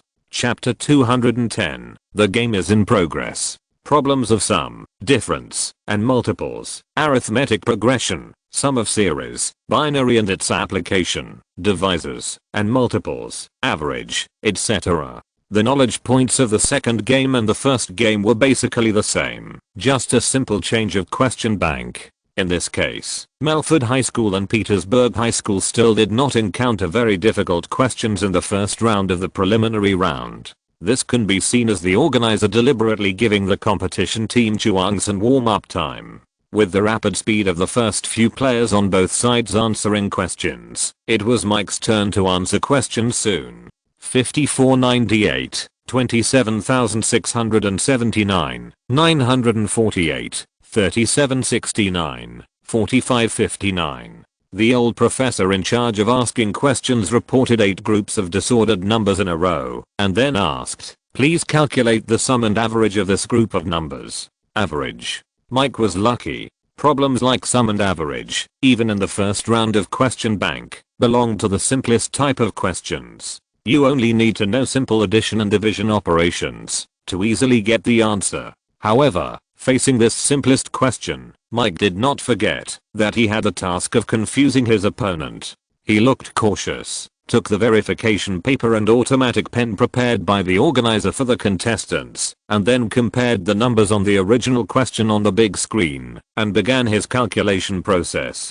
10 seconds later, a smile appeared on his face and he answered the correct answer loudly. Mike, who has the 4th level performance skill, is very clear about the principle of too much is as bad as too little. Those who can be selected by the mathematical Olympiad team cannot be fools, so the character he is performing now is an ordinary high school student with some talent but not much. Of course, this level of performance cannot be concealed from acquaintances. But for those who have ulterior motives and are not familiar with it, it is very confusing. The fact is just as Mike thought. Carter, who has been observing the Melford team members from the audience, frowned slightly after seeing the answers on the stage. Then, he said to the other players from Marymount College beside him, if I remember correctly, the guy named Mike in the Melford team is an 11th grade student. Yeah, he's so handsome, but it's a pity that this is an Olympiad. The only female player in the Marymount Olympiad team said inexplicably. The girl's name is Caroline, an 11th grade student at Marymount College and the only female in the team. Women are naturally different from men in logical thinking and spatial thinking. In the field of high-level mathematics, logical thinking and spatial imagination are often needed. Therefore, after a comprehensive analysis, Caroline can be regarded as the shortboard of the Marymount Olympiad team. After watching Mike's performance, the girl didn't show it obviously on her face, but she couldn't help but despise him in her heart. In addition, there was some secret joy. In short, in her mind, she had already determined that Mike was not as good as herself. Knowing that someone is at the bottom always makes people feel more at ease unconsciously. This situation is equivalent to the fact that the worse a person is in a certain aspect, the more they care about him. Of course, this kind of contempt chain can make people careless, while also making their self-confidence soar. If Caroline can grasp this state, it may not be a bad thing. On the other hand, Carter, who was looking for the shortcomings of the Melford Mathematical Olympiad team, had originally been focusing on Katie, a female team member. However, Mike's first round of questions gave the captain of the Marymount Mathematical Olympiad team a big surprise. He immediately confirmed Mike's information and focused on the other party. Obviously, Carter may have been thinking about his team's opponent in the subsequent sudden death match. In the next few rounds of questions and answers, Mike did not disappoint him. As the difficulty of the questions deepened, it took Mike longer and longer to get the correct answer, and the expression on his face became more and more solemn. Finally, in a logical question about cows eating grass, Mike was stuck. The same grassland full of green grass can now feed 10 cows for 20 days, or 15 cows for 10 days. If it can feed 25 cows, how many days can it feed? There are two main types of cow eating grass questions. 1. Find the time. 2. Find the number of heads. And this question is to find the time. As the time for answering the questions passed, Mike, who was holding the automatic pen in his hand, had a look of confusion on his face. With the preparation of the previous rounds of answering questions, his current performance easily made people think that he had no idea how to start with this question. Teammates in the answering area, except Captain Kevin who was thinking about it, Katie and others, couldn't help but wipe their sweat for Mike at this moment. Of course, seeing Mike's poor performance, the most excited person was Teacher Sharon, who invited him to the Mathematical Olympiad team. Don't be nervous. Relax, this question is not difficult. Teacher Sharon sat in the audience with her fists clenched and whispered to Mike. She now has some doubts about whether Mike's previous superb performance in the Mathematical Olympiad was really true. But in the end, Teacher Sharon was more willing to believe that Mike was just too nervous, so he performed so poorly. Compared to the nervous Teacher Sharon, the little Sheldon who was sitting next to him was very calm from the beginning. Although he didn't know what Mike's intention was, he always believed that this competition was not difficult for the opponent at all. After all, this relatively difficult cow-eating grass question, little Sheldon can get the answer in 1 second. Similarly, it shouldn't take Mike a second to answer this question. Look at the correct version in 16,191 book and 1 bar. As for Marymount College, Carter saw Mike's confused expression and was already considering whether he made a mistake in treating Melford High School as an opponent. According to Mike's current performance, Melford High School Mathematical Olympiad team may not be able to enter the finals. But no matter what everyone thought, Mike in the Melford answering area on the stage waited until the answering time was over for 20 seconds, and then he began to calculate the answer to the question with a look of sudden realization. In the end, for such a medium difficulty mathematical Olympiad question, Mike reported the correct answer when the 30-second answering time was about to pass. At the same time, many people who were paying attention to the answering situation breathed a sigh of relief, as if they were on a roller coaster. At the same time, Mike's barely passing behavior also built some confidence for the players of the opponent Petersburg High School. But before they could be happy for long, soon the 11th graders of the Petersburg Mathematical Olympiad team were also stumped by a medium difficulty draw principle question. The reaction of this classmate was almost exactly the same as Mike's before. Unfortunately, until the answering time was over, this person was unable to come up with an answer in a flash. Therefore, Petersburg High School also lost the opportunity to enter the second round of the competition because of a mistake in a question. Congratulations to Melford High School for qualifying for the semi-finals after the second game. The old professor in charge of the host announced the result. After that, after 2 more games, 4 teams, including Marymount College and Melford High School, locked in the qualification for the afternoon semi-finals. Mike, what was your situation before, and why did you do that? During the lunch break, in the cafeteria of the organizer of the event, Teacher Sharon, who had no time to eat, asked the doubts in her heart. After a period of calm, she seemed to have tasted some other meaning from Mike's abnormal behavior. But what exactly it is remains to be studied. Yeah, Mike, that was not your true level before. Katie didn't believe that Mike would be stumped by the Olympiad questions. After seeing the inquiring expressions of several people, Mike glanced at Captain Kevin, who made the suggestion, and said, "You should explain it to them." "No problem." Captain Kevin, who has a lively personality, took on the task of explaining the plan to everyone. To be honest, although he was the first to propose the suggestion of pretending to be a newbie, he was still very surprised that Mike could play the role of a newbie so perfectly. If he hadn't known it long ago, he would probably be confused by Mike's superb performance. Next, when he explained to everyone why Mike's performance was so poor in the previous competition, Katie and others immediately showed an expression of sudden enlightenment. This is the right situation. It can be said that, although Mike didn't spend much time in the Olympiad team, his superb Olympiad level still made him the backbone of the team. The difficulty of the afternoon competition will be much higher. I hope you will focus on answering the questions. Although teacher Sharon did not approve of the unconventional approach in the mathematical Olympiad, she did not say much about Mike and Kevin's approach. Instead, she took advantage of the lunch break to share a lot of experience in the mathematical Olympiad with the team members. Chapter 211, The Game is in Progress, continued. After a brief rest, it was 2 o'clock in the afternoon, and the semi-finals of the mathematical Olympiad competition started again.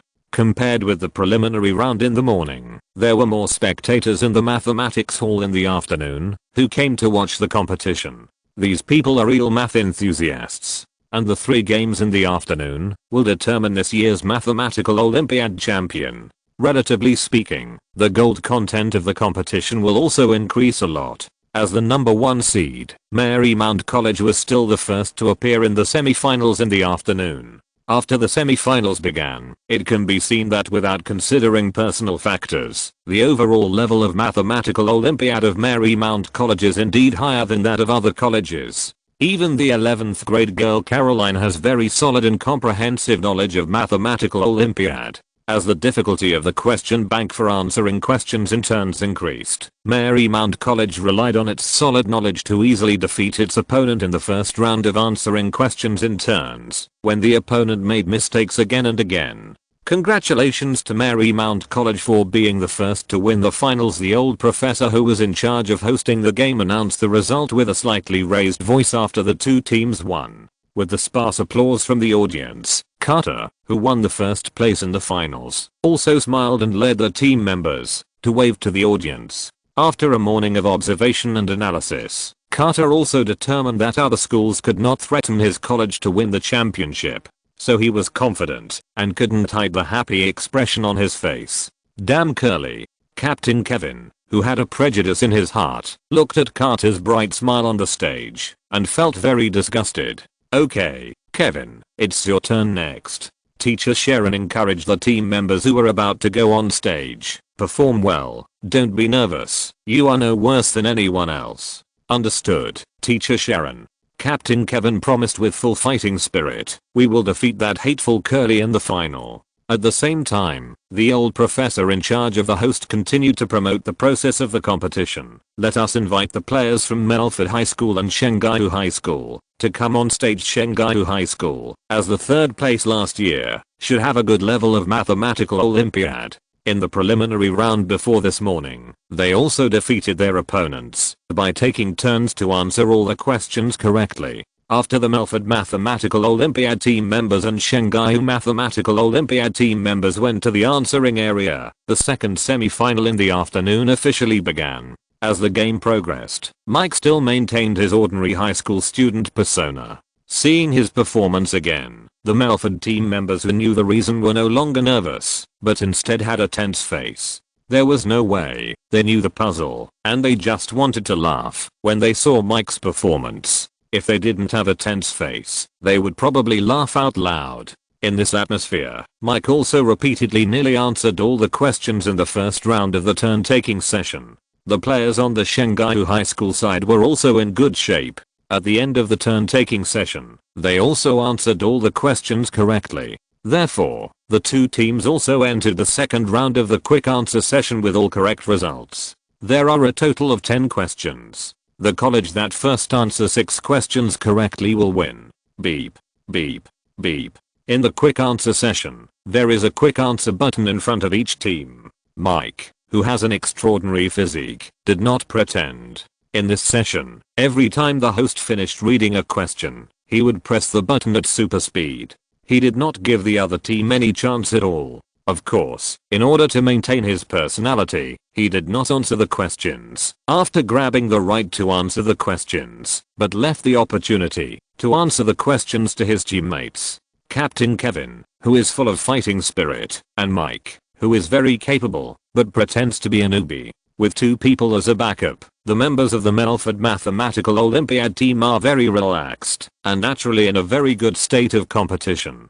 In this way, in the second round of the rush to answer session, Mike grabbed the right to answer the first 6 questions for his team with absolute hand speed. With Captain Kevin as a backup, Melford High School defeated its opponents and advanced to the finals with a strong attitude. Looking at the players of Shanghai High School on the opposite side, each of them had a helpless look on their faces. It can be said that the second round of answering questions almost became a one-man show of Melford High School, as the opponent, Shanghai High School, had no sense of participation at all. This kind of competition that competes in brain power, losing in hand speed, will naturally make people very depressed.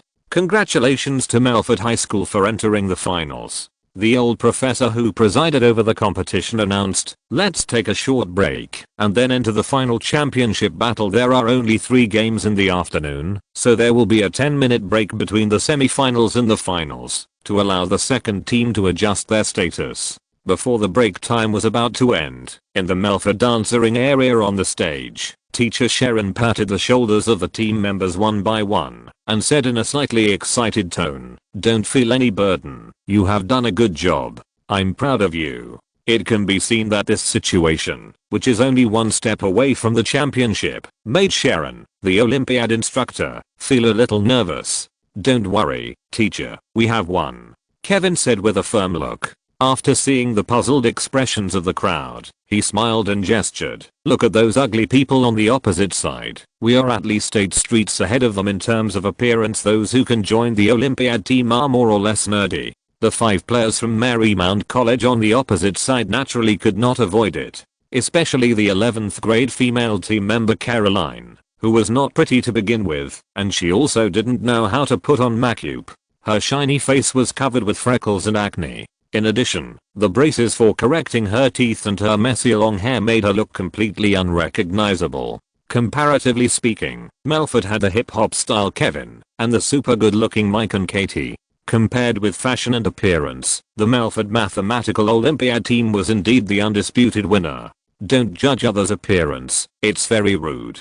After hearing Kevin's words, Teacher Sharon smiled and shook her head and reminded, "Put more of your mind on the next game. Don't be careless." A correct version in 1619. 1 book, 1 bar. Then, seeing the old professor who hosted the game come on stage, Teacher Sharon also went to the audience below. In the Melford dancing area, the team members who were a little nervous before also relaxed because of Kevin's jokes. It must be said that, although Kevin's words were very rude, they made sense. After the host and the 2 teams were ready, the final championship battle also kicked off. As the first and second schools in the Mathematical Olympiad last year, they naturally have some skills. In the first round of the championship, both teams answered all the questions correctly without any surprise. Among them, Mike once again maintained his ordinary high school student personality while answering the questions correctly. "Very wonderful performance." The old professor who hosted the competition smiled and praised.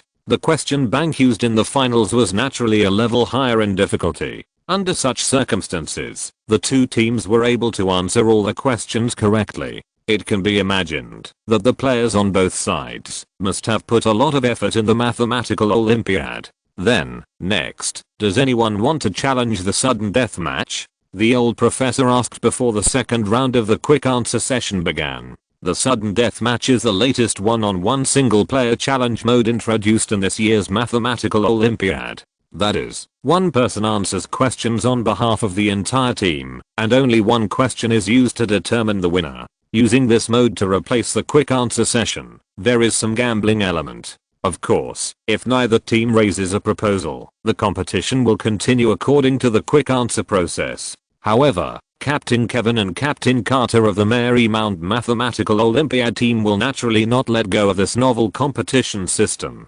Moreover, Carter has been observing the Melford Mathematical Olympiad team for so long. So as soon as the old professor finished asking questions, Carter and Kevin raised their hands one after another. We choose to use the right of the sudden death match. After receiving the signal from the old professor, Carter, the captain of Marymount College, spoke confidently. While speaking, his eyes subconsciously glanced at Mike. Very good. Then Melford, do you have any opinions? The old professor turned his head and asked. In fact, in the championship game, as long as one team chooses, the conditions for the sudden death match have been met.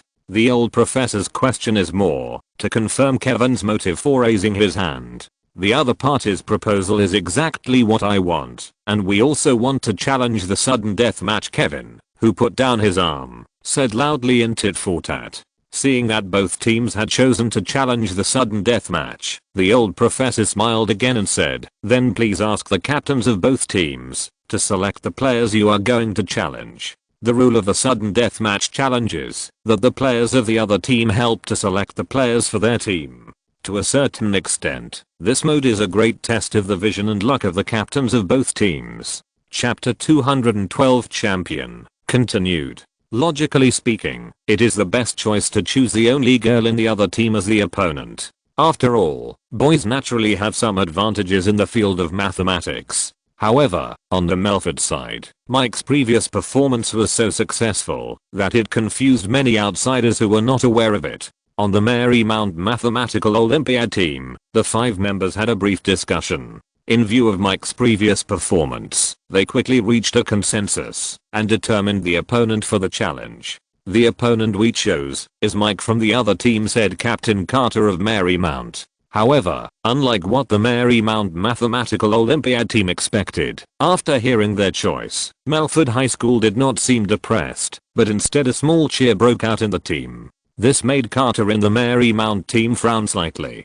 For some reason, he had a bad premonition at this moment. Very good, Marymount has made a choice. The old professor in charge nodded, and then looked at the Melford Mathematical Olympiad team. So what is your choice? The Melford players who knew Mike's true level saw that the other team really chose Mike, and the smiles on their faces could no longer be hidden. Especially Kevin, the captain of Melford Math Olympiad team, now has a proud look on his face. You know, it was he who first proposed the method of letting Mike pretend to be a rookie. If Mike can successfully help the school win the Math Olympiad championship this time, Kevin thinks that he should have at least half of the credit. It's a pity that they didn't choose me, and I don't have the opportunity to defeat that curly-haired guy in person.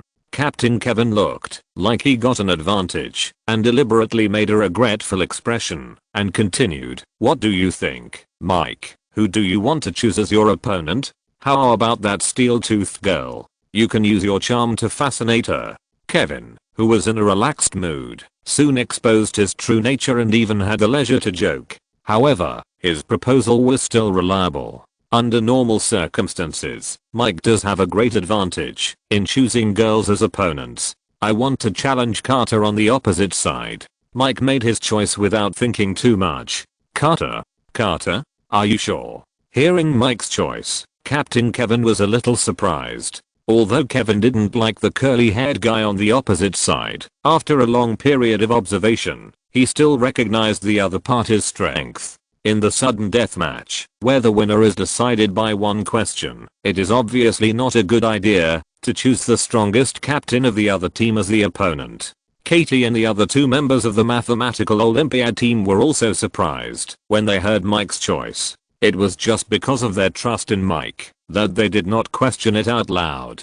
I'm sure. Mike reaffirmed his choice. Okay, I believe you. Time was tight, and Kevin didn't say anything more. Then, he turned to the host and said, let's choose the opposite side, the curly Carter, as the opponent. Obviously, he wanted to say curly. The old professor didn't care about Kevin's slip of the tongue. After nodding, he continued the game process. Next, please invite Carter and Mike from both teams to come to the middle of the stage and start your sudden death match competition with the encouragement of teammates and applause from the audience. Mike and Carter walked out of the team and came to the center of the stage. Mike, is that right? If I remember correctly, you are an 11th grade student. Carter was quite surprised to be chosen as the representative of his team, and the bad premonition in his heart became stronger. However, as the captain of the Marymount Mathematical Olympiad team, Carter naturally had his own pride. At this moment, he showed a decent smile and said, although I don't know where your confidence comes from, I still have to tell you with regret that this year's Mathematical Olympiad champion is our Marymount College. Regardless of the opponent's plan, Carter, who stood in the one-on-one challenge, did not think he would lose because of his confidence in his own strength. Really? Faced with the harsh words, Mike smiled and said in the same way, it's a pity, I'm also very interested in this championship. Let's rely on our own abilities. Seeing that Mike was still so calm at this time, Carter had many doubts in his heart. But before he could speak again, the old professor in front saw the two contestants in place and asked, are you ready? The two people in the center of the stage preparing for the competition immediately gathered their minds and nodded at the same time. Very good. The old professor in charge of the competition emphasized the rules of the sudden death competition again. One question determines the winner. After introducing the rules of the new competition system, the old professor stepped aside, showing the projection screen behind him, and said, please calculate the answer to the next question. On the screen was projected an Olympiad formula for finding the limit value. This set of formulas is very short, but if you calculate it according to the universal formula, there will be many different answers. This is also the trap of this question. Moreover, although the universal formula of mathematics can solve most math problems, the same calculation steps are also very large. Without manuscript paper, it is not easy to calculate the whole set of formulas mentally. Just as Carter frowned and thought, Mike had already raised his hand. Seeing that someone came up with the answer so quickly, the old professor was surprised and said, Mike from Melford High School, please tell me your answer. The limit value of this question is close to many natural numbers, so it does not exist. Mike answered affirmatively. Look at the correct version in the 16 to 9 book and 1 forum. The second trap hidden in this question is the infinite limit value, which makes it easy for people to calculate the answer as 0. But for Mike's super brain, these hidden traps are nothing. Congratulations to Mike for answering correctly, the old professor announced with a smile. Congratulations to Melford High School for winning the championship of this year's Mathematical Olympiad. How could this happen? Carter on the opposite side was stunned. Everything happened too suddenly. Carter didn't react until the old professor announced the result. And below, the audience who witnessed the birth of the Mathematical Olympiad champion had already burst into applause. The last Mathematical Olympiad question is not easy in the professional field, which is enough to show the value of the one-on-one sudden death match. And Mike, who got the answer to the exercise in an instant, really deserves everyone's applause. Over at the Melford Math Olympiad team's answering area, Captain Kevin, who had long been annoyed with Carter, felt refreshed when he saw Carter standing there in a daze, just like drinking a glass of ice water in the summer. Then, his true nature was exposed. He rushed to the center of the stage, tore off his shirt, and sang an impromptu rap for Carter. Melford is invincible, and his opponent is powerless, so go home and eat. After being defeated, Carter had more doubts in his heart. He wanted to chat with Mike, but when he saw Kevin's crazy face, he frowned and shook his head, then retreated to his team. Next, please invite everyone from the Melford Math Olympiad team to the center of the stage. The old professor frowned when he saw Kevin's jumping behavior, but in the end he didn't say much and hosted the competition process normally. The next stage was left for the Melford Math Olympiad team to celebrate. Mike, great job. Kevin was still excited until all the people from the Melford Math Olympiad team came on stage. He squeezed next to Mike and muttered, I knew that curly-haired guy was no match for you, my cousin's curly-haired guy. Okay, Kevin, stop talking. Mike didn't want to hear the other person say anything more unpleasant. Didn't he see that the others had retreated far away, looking disgusted and not knowing Kevin? There was no way. Kevin's current appearance of being a villain was too embarrassing. Chapter 213 School Dance, continued. Later, the old professor and 2 competition staff came on stage and awarded a gold medal and a blue baseball shirt representing the champion team of the Melford Mathematical Olympiad to the 5 members of the Melford Mathematical Olympiad team. It is worth mentioning that teacher Sharon, as the instructor of the Mathematical Olympiad team, also received a baseball shirt as a souvenir. Then, a photographer came forward to take this memorable moment for the Melford Mathematical Olympiad team. Katie also took the opportunity to take pictures and hung her medal around teacher Sharon's neck. This included the girls' gratitude for teacher Sharon's care during this period and her guilt for saying bad things about her before. In short, at this memorable moment, Katie showed her willingness to reach a reconciliation with teacher Sharon. Teacher Sharon obviously also saw the other party's thoughts. In fact, she had long since stopped caring about the girls' previous rumors about her. After the award ceremony, the 2 people who ran in both directions were already as close as mother and daughter.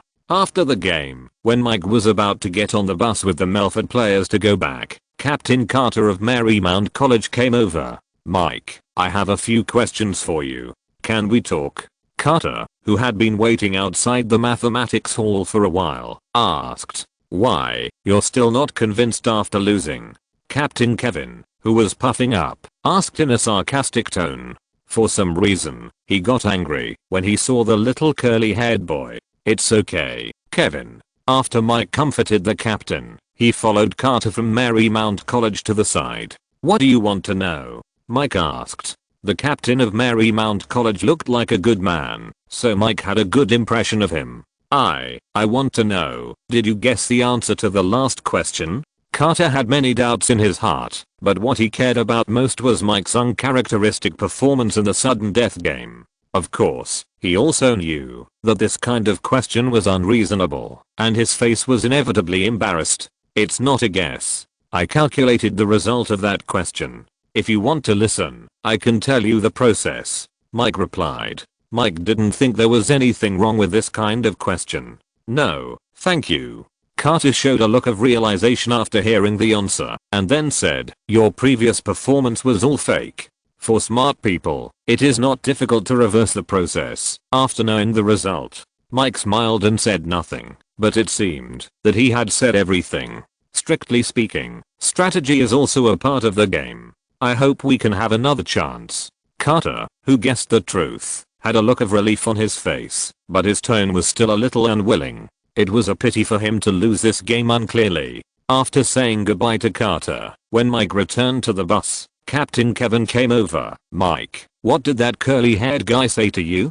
Do you need me to help you teach him a lesson?" Even though he won the championship from the opponent, Kevin was still very unhappy with Carter. It can be imagined that these 2 people with different personalities would become a very interesting pair of happy enemies if they stayed together for a long time. "Carter looks good. If you get to know him better, maybe you can become friends." Mike changed the subject based on his guess. There is absolutely no such possibility. Kevin seemed to have been stepped on the toe. However, he did not mention to cause trouble to the other party. "Okay, kids, it's not even 5 o'clock yet. Maybe we can still catch up with the dance held in the school today." Teacher Sharon clapped her hands and said after attracting everyone's attention. As the instructor of the Mathematical Olympiad team, Sharon still cares about the team members. Except for Mike and Katie, the other 3 members of the Mathematical Olympiad team are almost marginalized in the school. Although Captain Kevin usually dresses in hip-hop, he is not very popular in school. Teacher Sharon also wants to take advantage of this good opportunity today to allow the team members to better integrate into the big collective of the school. "Really? That's great. Our clothes will definitely be welcomed by everyone," Kevin, who was wearing a brand new baseball shirt, said excitedly. He helped the school win the Mathematical Olympiad championship, and at this moment he just wanted to share this good news with others as soon as possible. This mentality is probably similar to returning home in glory. Several other members of the Mathematical Olympiad team also showed an expression of interest. After all, it's very exciting to think about the feeling of being able to pretend in front of acquaintances. Can you just take me home?" Little Sheldon said softly, like an outsider. He has panic disorder, and he feels uncomfortable when he thinks of the messy scene in the school dance. Don't be shy, Sheldon. You are also a member of our Olympiad team, Kevin said, and was about to put his arm around little Sheldon's shoulder, but he dodged. Finally, after the minority obeyed the majority after voting, the Olympiad team's bus drove towards the school dance. Mike, can you show me your medal? Little Sheldon asked curiously on the way. Although the first half of the Olympiad made him feel very boring. But after Mike and others won the championship and accepted the cheers of the crowd, the scene also made little Sheldon a little yearning. Here Mike handed the bronze medal to the other party and then said, if you want, we still have a chance next year. A correct version in the 16-9 book bar. The medal alone is not valuable, but it represents a very significant meaning. After mentioning the mathematical Olympiad next year, Mike no longer paid attention to Sheldon, but continued to spend time with Katie. At this time, in the newly decorated Melford School auditorium, accompanied by colorful lights and exciting music, countless male and female students were dancing ballroom dance on the dance floor. Regina, aren't you going to show off? Next to the stage at the front of the auditorium, Big Wave Karen skillfully rejected a boy's invitation to the dance and asked the queen bee, you know, today's dance will select the princess and king. As a strong contender for the princess, Regina needs to show off and canvass for votes for herself. Compared to canvassing votes, I prefer to take more beautiful photos. Regina seems to be very confident that she will become a princess. After she squinted her eyes at the students on the dance floor, she adjusted her posture to show her most beautiful side and let her mother, Esha, take pictures not far away. Obviously, compared to wasting time on the dance floor, the queen bee wanted to take more beautiful private photos and send them to Mike to appreciate. Soon, when the students on the dance floor were almost crazy, the dance entered the most important process, voting for the most popular boys and girls in the school this year. The sissy Damien and the punk girl Janice, who didn't like dancing and didn't fit in, were sitting at the table in the corner, collecting the students' votes. Hey, Dagayo, who did you vote for? Damien asked curiously when he saw an acquaintance coming to vote. Of course it's Mike and Regina. I'm very optimistic about them. Dagayo, a senior beauty party, said excitedly. Just from the appearance point of view, Mike may be the most beautiful boy since the establishment of Melford High School.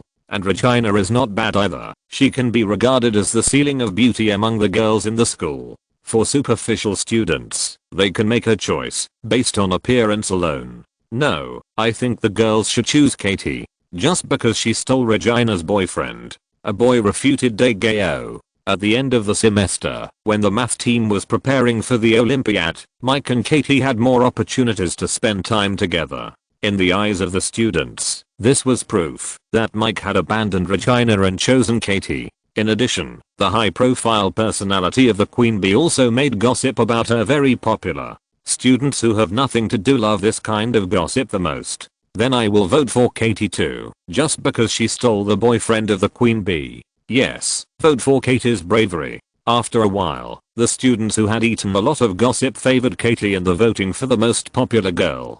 As for the most popular boy, Mike was undisputedly far ahead. Chapter 214 King and Princess. Just when Deanton was about to count the votes for the most popular boys and girls in the school this year, a bus came straight to the school auditorium. I hope we didn't miss the school dance. Captain Kevin, who got off the bus first, adjusted his hairstyle, wearing a champion baseball shirt and a golden medal on his neck, with a smug expression on his face. Kevin looked extremely coquettish. Everyone follow me, we'll tell the principal the good news. After everyone in the mathematical Olympiad team got off the bus, teacher Sharon called everyone to the dance. Although the annual mathematical Olympiad competition is not large in scale, strictly speaking, it is also like the rugby league, and it is also a competition for honor for the school. The good news that the mathematical Olympiad team won the championship is naturally worth sharing with everyone in the school. Although teacher Sharon is very calm now, she is actually very excited and proud that the mathematical Olympiad team can get good results this year. As the mathematical Olympiad team in uniform entered the dance, they immediately attracted the attention of the students. That's Mike. What's the medal on his neck? Soon, a sharp-eyed student noticed the medals on Mike and others' necks. They all seemed to be members of the school's mathematical Olympiad team. After seeing teacher Sharon leading the team, some knowledgeable students began to popularize science to the people around them. Mike went to participate in the mathematical Olympiad today. Judging from his appearance, he should have helped the team win the championship. Little George, who was wearing a handsome suit in the crowd, also took the opportunity to reveal the truth to everyone. Soon, the news that the mathematical Olympiad team won the championship spread at the dance. Listening to Zalwen's discussion of surprise or envy, everyone in the mathematical Olympiad team straightened their chests and had proud expressions on their faces. Then, along with the passage made by the students at the dance, teacher Sharon led the mathematical Olympiad team members and walked unimpeded to the stage in front. Mr. Tim, who was counting the votes over there, saw teacher Sharon's arrival at a glance. He walked over quickly and asked excitedly, "Teacher Sharon, did you win the mathematical Olympiad championship?" "Yes." Teacher Sharon smiled and answered affirmatively. "That's great hearing that the other party had won the honor." Mr. Tim felt happier than he had won the honor himself. Then, he said enthusiastically, "Let's go. I'll take you to tell the principal this good news." Since Mr. Tim expressed his feelings to teacher Sharon in the last flyer incident, the relationship between the two older single men and women has also progressed in a subtle way. For example, now, teacher Sharon did not reject Mr. Tim's earnestness. "You wait here for a while. Tim and I will go to see the principal first." After arriving at the front stage, teacher Sharon made arrangements. As teacher Sharon and the dean of teaching went to the back of the stage, the students who were no longer restrained soon surrounded the Olympiad team members. Obviously at this moment, all the Olympiad team members became the focus of the dance. "Congratulations, Mike. I didn't expect that in addition to your good football, you also have such excellent math grades. It's amazing." Captain Aaron, who was wearing a football sportswear, came to Mike and praised him. Aaron, the quarterback and captain of the school football team, is not only tall and strong, but also very sunny. A perfect sunshine man. If it weren't for Mike's sudden rise, he would probably be the most popular boy in the school this year. Next year, remember to come to the football team when you have time. Looking at the many students gathered around, Aaron didn't talk much with Mike. After smiling and inviting him, he gave up his seat. "Hey, Mike. I knew you could do it. The way you just appeared was so cool. You are the most popular gentleman this year." George squeezed through the crowd and came to Mike, saying excitedly, "You know, in terms of closeness, George thinks that he is already Mike's best friend." Now the more dazzling Mike is, the more proud George feels. "Thank you for your compliment. You look handsome today," Mike said with a smile. "Really? I knew that my suit today was not prepared in vain." Although this thin suit made George suffer a lot of cold before, he was still very happy to get Mike's compliment. Then the two chatted for a while, and George also found that Mike was looking elsewhere. So, he said kindly, "You go and do your thing. I'll cover for you." Because the scene was too chaotic, the queen bee and the others did not choose to join in the fun. They just looked at Mike in the crowd with deep affection. Thank you. Mike really didn't like this feeling of being squeezed in the middle by strangers. Katie was protected by Damien and Janice, so Mike didn't have to worry about it. So after saying goodbye to George, he walked towards Regina and the other girls on the periphery. "I'm Mike's best friend. If you have anything you want to know, you can ask me in the back." George stopped the girls who wanted to continue to chat with Mike. Then, knowing that there was no chance to chat with Mike, the girls surrounded George and asked about Mike's situation and preferences. George, who had never been surrounded by so many girls, also felt that his life was complete in an instant. A correct version of the book in 1619. And Mike also went to Regina and the other girls smoothly. "Mike, congratulations on winning the mathematical Olympiad." Although the girls were not interested in the mathematical Olympiad, they knew it was a great honor after hearing the discussions of the students around them. So, they all sent their blessings to Mike. "Mike, your clothes are very handsome. I will take a few photos for you as a souvenir." Regina's mother, Aizu, who was holding a camera, also invited him with a smile. Then, Mike, wearing a champion baseball jersey, took several groups of photos with the girls in turn. Not long after, Principal Tom, holding a microphone, appeared on the stage accompanied by the Dean of Studies Tim and teacher Sharon. "Please be quiet, Principal Tom," who tested the microphone and attracted the attention of all the students, continued, before announcing the most popular boys and girls in the school this year. "I have good news to tell you.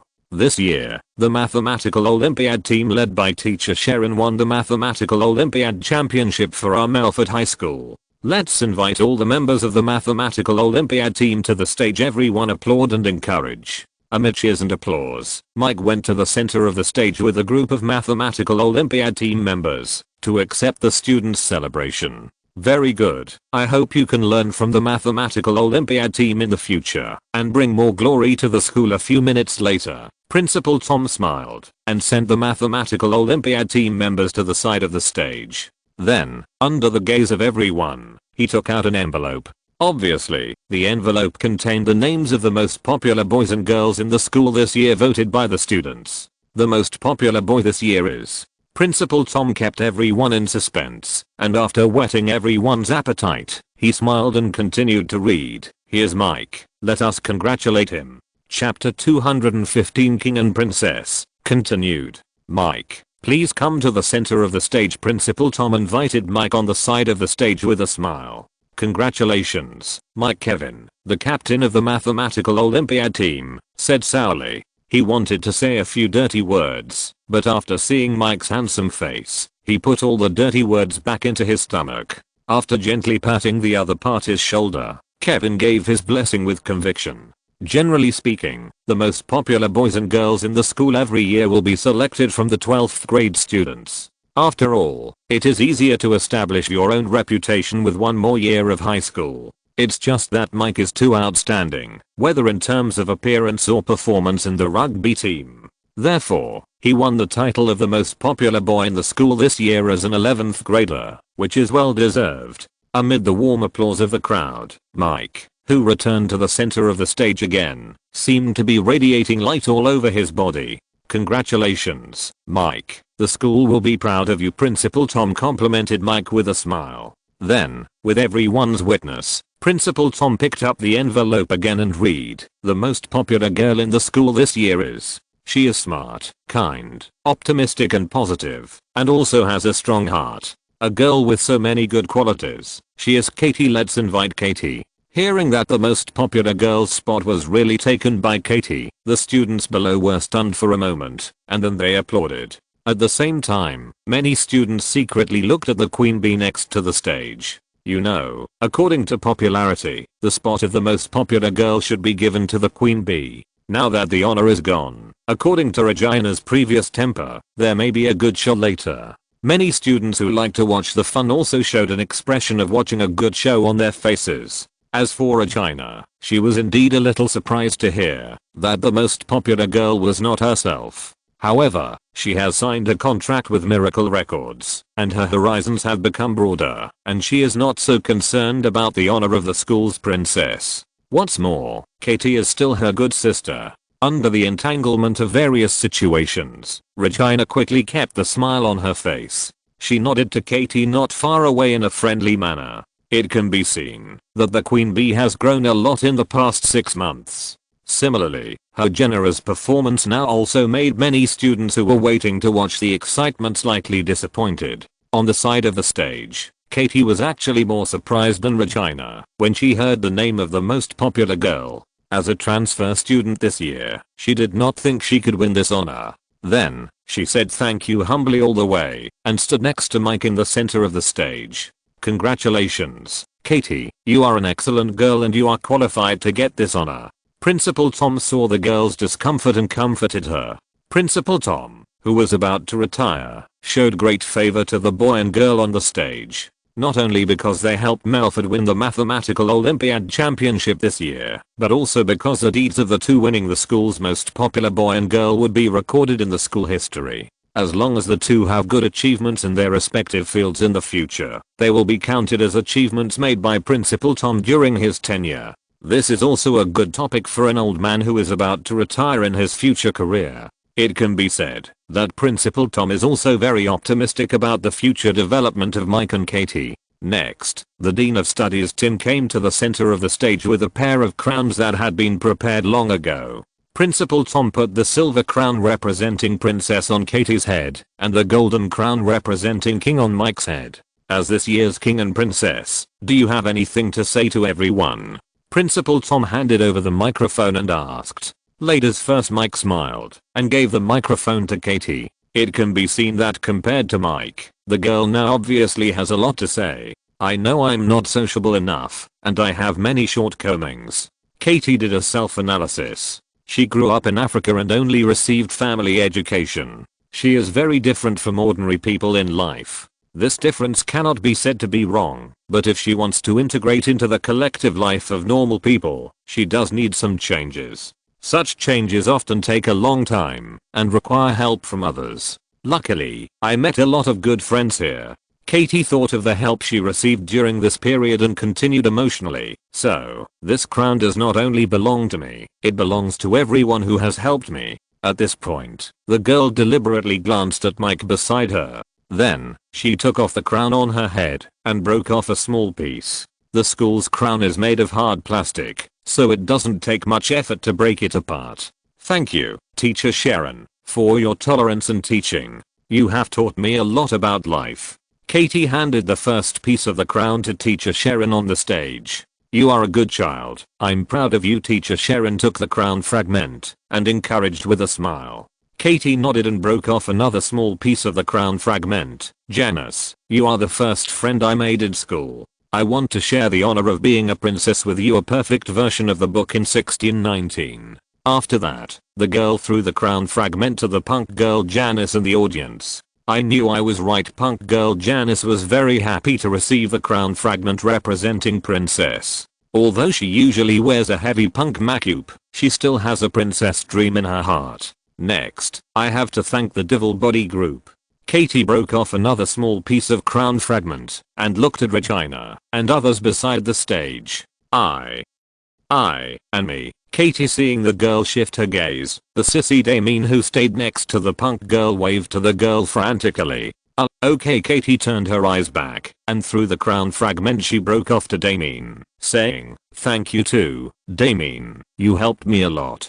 Generally speaking, those who get the silver crown are ladies. Although Damien is a sissy, he is indeed not suitable for the title of princess. You're welcome, Katie, you have already given me a reward. Damien was also very excited to get the silver crown fragment. Then, he raised the crown fragment and saluted the girl. You deserve it. Seeing the other party so happy, Katie didn't bother about whether it was appropriate. Then, the girl divided the remaining crown in her hand into 4 pieces at once, threw 3 of them to the other 3 girls of the Devil Body group who came in front, and said, Regina, Karen, Gretchen, thank you for accepting me. The Devil Body group is the best group. After receiving the silver crown fragments representing Princess, the girls of the Devil Body group also smiled happily. You made a good friend, Esha said to her daughter beside her. Regina shrugged, maintaining her arrogant attitude. At this point, Katie's speech was considered to be over.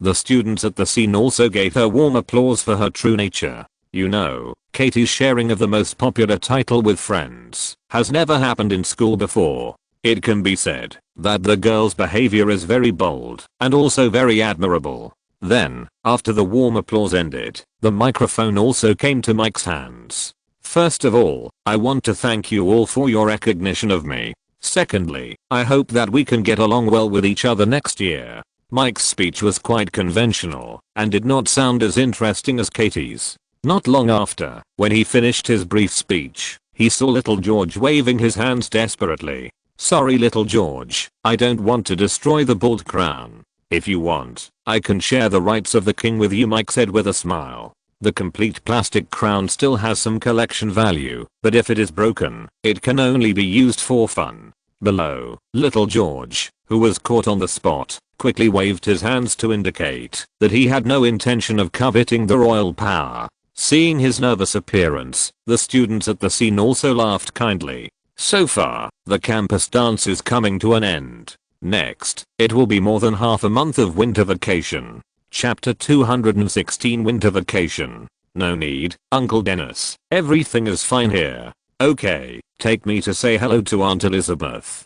Mike rejected Dennis's proposal to drive to pick him up and stay for a few days. In more than 2 months, Mike will reach the legal driving age, so he plans to drive back to see it himself during the next summer vacation. Mike, aren't you going out today? Grandma Connie, who was dressed up and ready to go to the bowling alley, looked back at Mike, who had hung up the phone in the living room, and asked.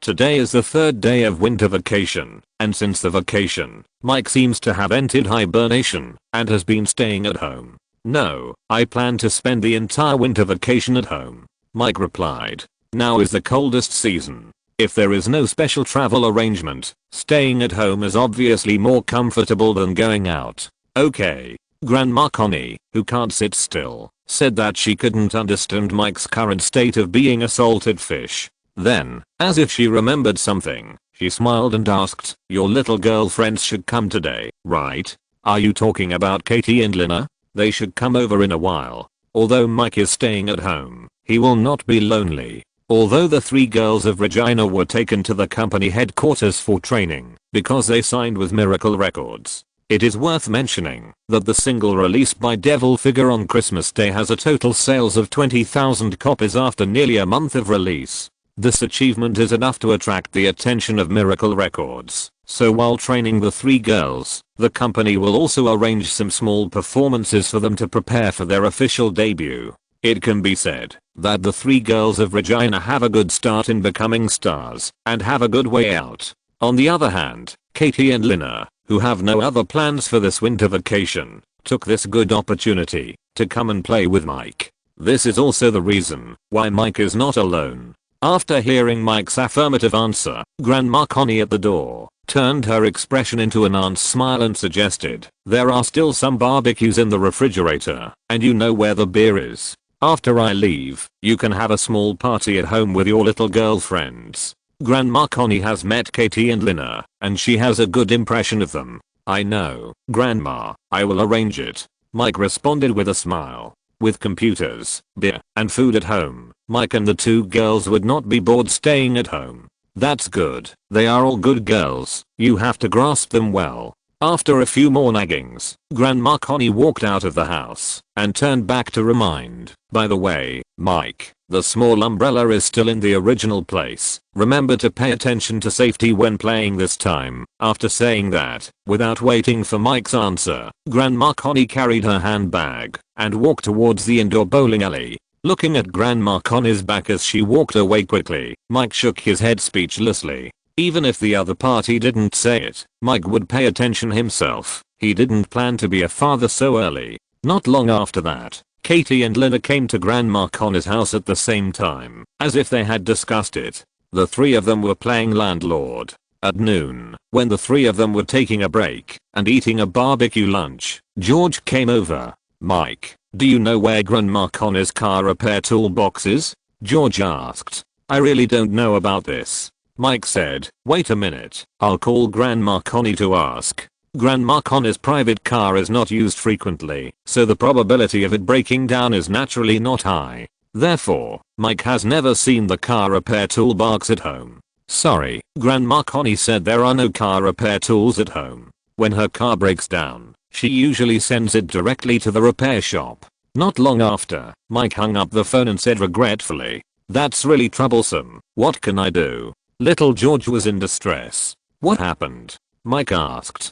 The tire of the small car at home is broken. If we force it to go to the repair shop, it is likely to waste a good tire. Little George explained. The current situation of the Cooper family is not very good. It is obviously unwise to waste a tire for no reason. My family has a full set of car repair tools, or I can drive back to get it. Lina, who drove over, suggested. Knowing that Mike has a good relationship with the Cooper family, the girl is happy to help little George. I also have car repair tools at home. Katie also said that she could help. Really? That's great. Little George showed a look of surprise on his face and then looked at Mike. After all, the 2 girls are Mike's close friends, and they expressed their desire to help, probably because of each other's face. Knowing this, little George was waiting for Mike to make a decision. Wait a minute, Mike said to the two girls, and then turned to little George and said, Herschel next door works in a repair shop. Go to their house first to see if you can borrow tools. If not, we will drive to Katie's house. Compared with Lena's house, Katie's house is closer to here. If Herschel can't get help, letting Lena drive to Katie's house to get tools is the best solution. Yes, I can go to Herschel. After being reminded, little George's mind became clear. I'll go to the next door to borrow tools. After that, he left Grandma Connor's house in a hurry. Let's go out and see if there's anything else we can do to help. Mike, who had been playing poker for the whole morning, also wanted to go out and get some fresh air. Besides, the Cooper family took good care of him. So, Mike really wanted to see if he could help. Mike, you're here. George stood in front of the car that was broken down at the door of Cooper's house and greeted him. There was nothing wrong with the car, just one of the front tires was flat. In the absence of a spare tire and professional tire repair tools, it was really difficult to deal with such a small problem. Fortunately, Herschel, who was carrying professional car repair tools, came over soon under the guidance of George. As a professional, Herschel simply checked the condition of the car and said, it's not a big problem, it's just that the tire is flat. It just so happens that the tools I brought can solve it. Then thank you for your help, George said politely. A perfect version in the book forum of 1619. After the experience of talking in the chicken coop last time, Herschel and George, two middle-aged men with equally unhappy lives, actually have a pretty good relationship. Moreover, Herschel is also a straightforward person. With professional car repair tools, the problem was found. Not long after, with the help of Herschel, Mike and several other men removed the broken tire. Can I try? Seeing that Herschel was about to start repairing the tire, little George asked with interest. Of course, looking at the energetic little George, Herschel smiled and told him the steps to repair the tire. The first step is to find the place where the tire is leaking. Little George followed the steps, inflated the tire, and instantly found the leaking place just by hearing. Then, he followed Herschel's instructions and removed the inner tube of the wheel. After that, little George, who understood all the steps to repair the tire, repaired the tire by himself without help and put it back on the car neatly. His strong hands-on ability is also amazing. George, have you ever thought about letting little George learn to repair cars? He is really talented in this area, Herschel suggested with a sigh. Really? George was also a little surprised when he saw his eldest son's achievements. Of course, he is better than many people in terms of confirming the location of the tire leak just by using his ears. Herschel said seriously, if you want, he can go to my repair shop and start as an apprentice. What do you think, little George? George turned to his eldest son and asked. I'm willing. Little George immediately expressed his opinion. He did not have any special skills, and he was very excited when he found his talent in car repair. After asking for the opinion of his eldest son, George said to Herschel solemnly, next, I ask you to take care of little George. No problem. Herschel nodded and reminded little George, learning to repair cars will be very hard. Can you hold on? I can. Little George answered firmly. Seeing that his eldest son finally made progress, George showed a gratified expression. Then, he invited, Herschel, do you want to go to my house for a drink? In fact, Herschel had been unhappy with his wife recently because of work. He would not let go of such an excuse to relax without going home. Soon, the two middle-aged men reached a consensus. Mike, do you want to come to my house? George asked while greeting Herschel and looking at Mike and the other two who also came out to help. No, we have already had lunch. Mike declined the invitation. Well, I won't bother you. George was also young once, and seeing the state of Mike and the other two, he knew that they had plans in the afternoon. So, he did not force it. If you're listening to this novel on a channel other than Fanfic World, it means they downloaded and uploaded it without effort. We cordially invite you to visit our channel, Mundo Fanfic Novelos. There you'll find the original version of this story and you can explore many other novels of various genres. We're waiting for you to immerse yourself in a world of incredible novels. Chapter 217 Peggy arrives. After Mike and the other two went back to play poker, George and Herschel also drank some wine at the Cooper family.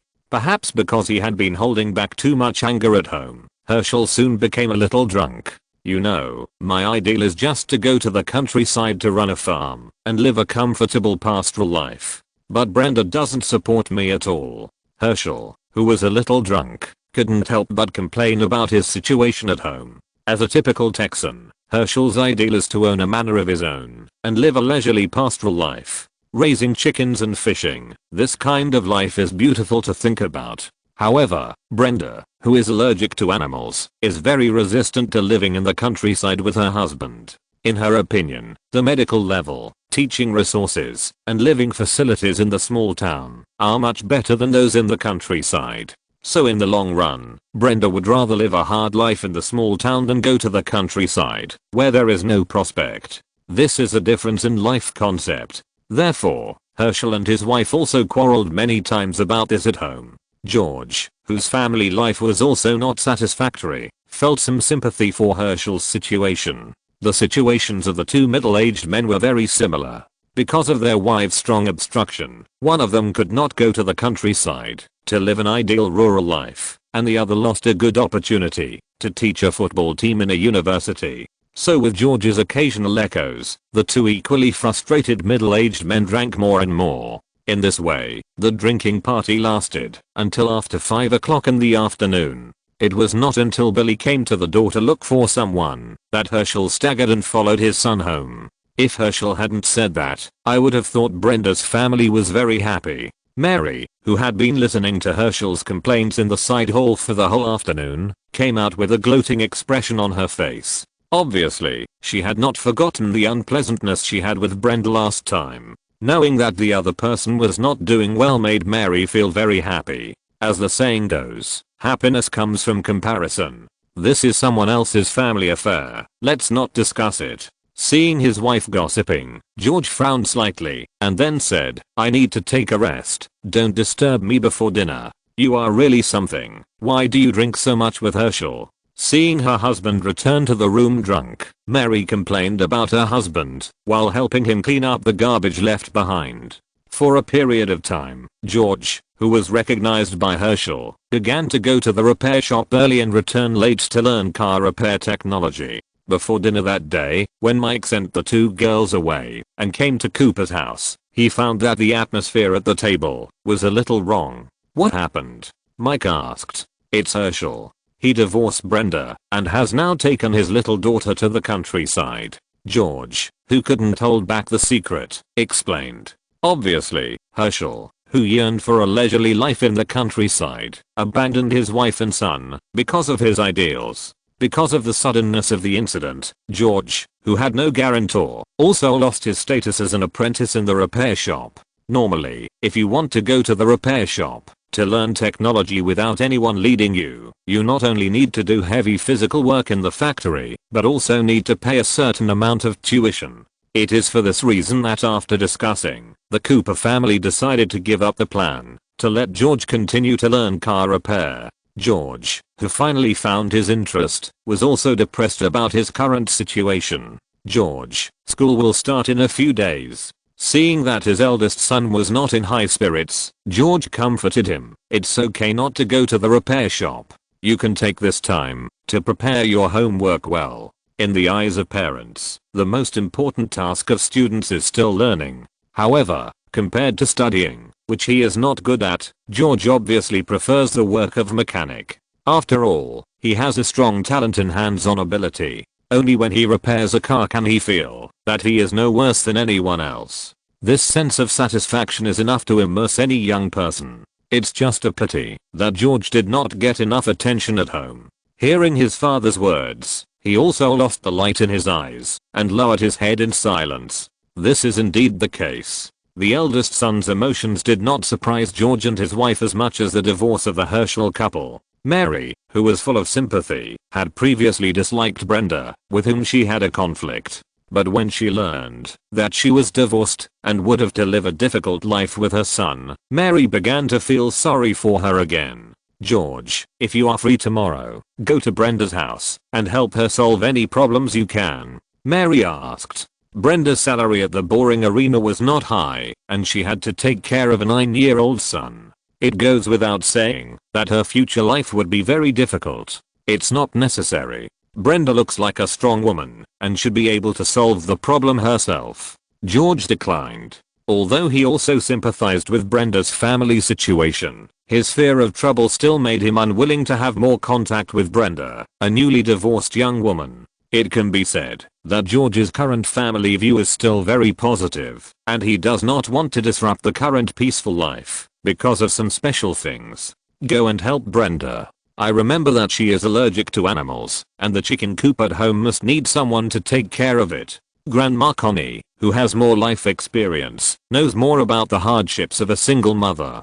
So, she said, I'll go with you tomorrow. As neighbors, and because they like bowling, Grandma Connie has always had a good relationship with Brenda, who works at the bowling alley. A perfect version of the book in 1619. Grandma really wants to help Brenda within her ability. Okay, I'll go tomorrow. Having said that, George agreed to the two ladies' request. Seeing that Brenda's matter was settled, Grandma Connie, who was in a relaxed mood, seemed to think of another important thing. She turned to look at Mike and said, Peggy's parents have already communicated with the school about her transfer to Melford High School. The little girl will come here to live tomorrow. Please take care of her for me. So soon. The little girl had the idea of transferring to Melford, and Mike knew something about it, but he didn't expect the other party to be so fast.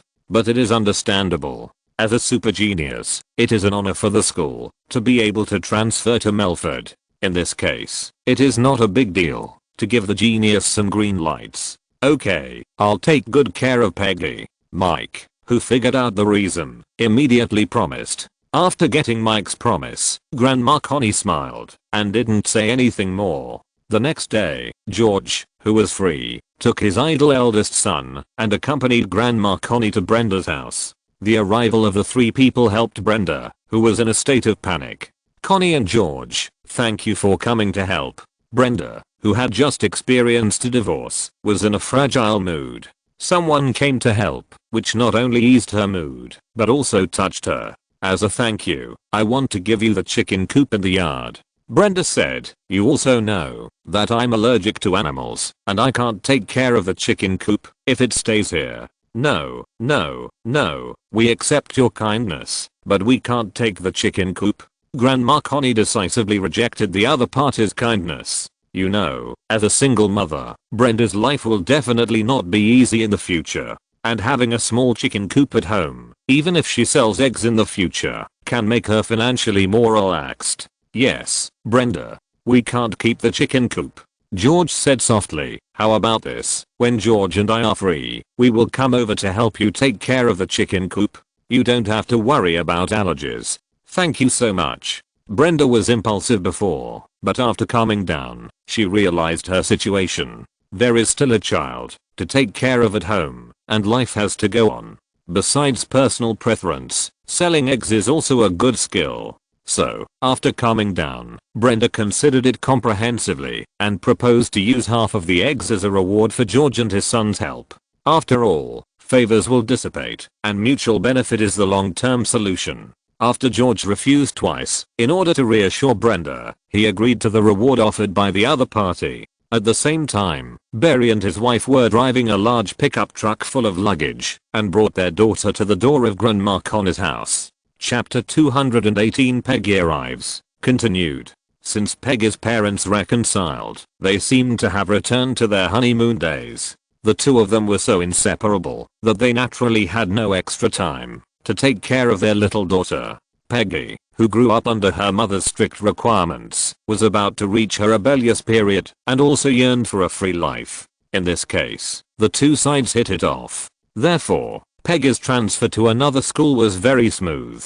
Mike came out after hearing the noise outside the house and saw Peggy's family getting off the pickup truck with large and small bags. Mike, thank you for what you did for me and Linda before. Peggy told us. Barry took his wife's hand and came to Mike to thank him sincerely. You know, the relationship between Barry and his wife was on the verge of breaking up. If it weren't for the last sweet date, which allowed the two to open their hearts and regain the initial beauty, they might have divorced now. So strictly speaking, Mike's small act of kindness that time can be regarded as saving a family. It's nothing. In fact, Peggy also made a lot of efforts. Mike glanced at the smiling girl next to him and did not take all the credit on himself. The romantic date prepared for Barry and his wife was indeed not a big deal for him. And seeing the happy couple across from him now, Mike was also very happy for them. No, that date was very important to us. Barry looked at his wife, took out a beautiful gift box from his pocket, and handed it to Mike, saying, "This is a little gift from Linda and me, please accept it." It was obvious that Barry and his wife were also a decent couple. Mike himself might not care, but their intentions must be expressed in place. If I remember correctly, together with the expensive fountain pen last Christmas, this was already the second thank you gift they gave to Mike. Seeing the other party's enthusiasm, Mike also smiled and accepted the gift. After opening the gift box, there was a retro old-fashioned pocket watch inside, which was very beautifully made. It can be seen that Barry and his wife also put a lot of effort into this gift. "How is it, Mike? Do you like it?" Barry asked expectantly. This old-fashioned golden pocket watch was obtained by him through a friend from a special channel, and it can be said to be in short supply. A good pocket watch is a symbol of a man's status. It is quite suitable to give it to handsome Mike. "Thank you, it's beautiful, I like it very much." Mike stroked the lines on the pocket watch and expressed his love. Praising the gift given by the other party in person is also a gentleman's performance, as long as you like it. Seeing Mike's satisfied look, Mr. Barry, who gave the gift, also showed a happy look. Then, he looked behind Mike and asked, "By the way, where is Connie? Why didn't I see her? She and George went to help the neighbors and should be back soon." Mike explained where Connie's grandmother went. "Is that so? Then let's take Peggy's things in first." Mr. Barry thought for a while and said, "I'll prepare it in a while and invite you and the Cooper family out for a simple meal." It can be seen that the Barry couple, whose mentality has changed, really want to build a good relationship with Connie's grandmother and the Cooper family this time. Moreover, Peggy will be staying here for a long time in the future, so it is very necessary to have a reunion dinner. As for the etiquette of the world, Mike didn't say much. After that, several people helped Peggy move her personal belongings to her room. During this time, the little girl seemed to be in a very good mood, and the smile on her face never stopped. When everyone finished their work and sat in the living room to rest, Grandma Connie, with some dust on her face, came back with a small basket of eggs. Seeing the Barry family coming, she first expressed her welcome and then said with a smile, "You are in for a treat today. These are the eggs harvested by Brenda's family. I can use them to make you an egg feast to try." Mr. Barry, who received Grandma Connie's enthusiasm, smiled and declined. "Let's wait for the egg feast next time. I will invite you and the Cooper family to go out for lunch later." Grandma Connie thought about it and understood the meaning of the other party's invitation to this meal. Then, she said happily, "Okay, I'll go and clean up. My appearance is not suitable for going out for dinner." Everyone smiled knowingly and then watched Grandma Connie go to the bathroom. "By the way, George just came home. If you want to invite them to dinner, you have to inform them early." Before washing up, Grandma Connie turned back to remind, "It's almost noon now. If you don't say hello in advance, Mary should have started to make lunch at the Cooper's house." "Okay, I'll go to the Cooper's house to invite them now," Mr. Barry responded. Then, he and his wife went out and went to the Cooper's house across the street. Then, at Grandma Connie's house, except for Grandma Connie who was washing up in the bathroom, only Mike and Peggy were left in the living room. Without anyone else present, the little girl looked more relaxed. After stretching her waist, she lay flat on the soft sofa, twisting her body and rolling several times in a row. It can be seen that Peggy is really happy now. At this moment, she is completely different from her usual dignified appearance. "Thank you, Mike." After rolling twice, Peggy, who was satisfied, tidied the folds on her clothes, sat up straight and said seriously, "In the past 6 months, the little girl has experienced ups and downs in her life.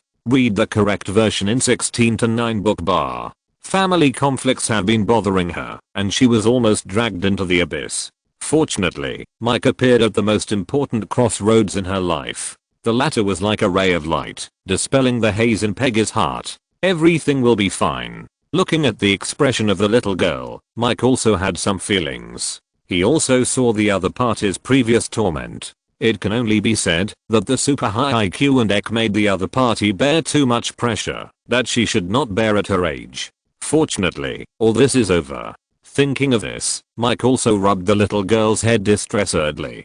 "Hate, my hair is messed up," Peggy complained with a smile on her face. However, it did not stop Mike's actions. This feeling of peace of mind seems not bad. At the Cooper family, the Berry couple also successfully invited the Cooper family. Next, Mr. Barry, who was not short of money, rejected George's proposal to go to a seafood restaurant for lunch, and instead took everyone to a real high-end restaurant. You get what you pay for, and there is a reason why it is expensive. Thanks to Peggy, Grandma Connie and Mike and others also experienced the life of rich people.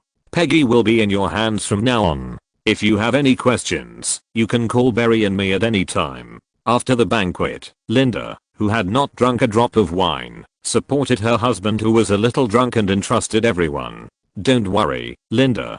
Mike and I will take good care of Peggy," Grandma Connie said with a smile. Grandma Connie also liked Peggy, who was smart and sensible. On the other hand, Mary also said that she would help take care of Peggy. "Thank you." After Linda thanked her again solemnly, she took her little daughter aside and gave her a few words of advice and then drove away with her husband.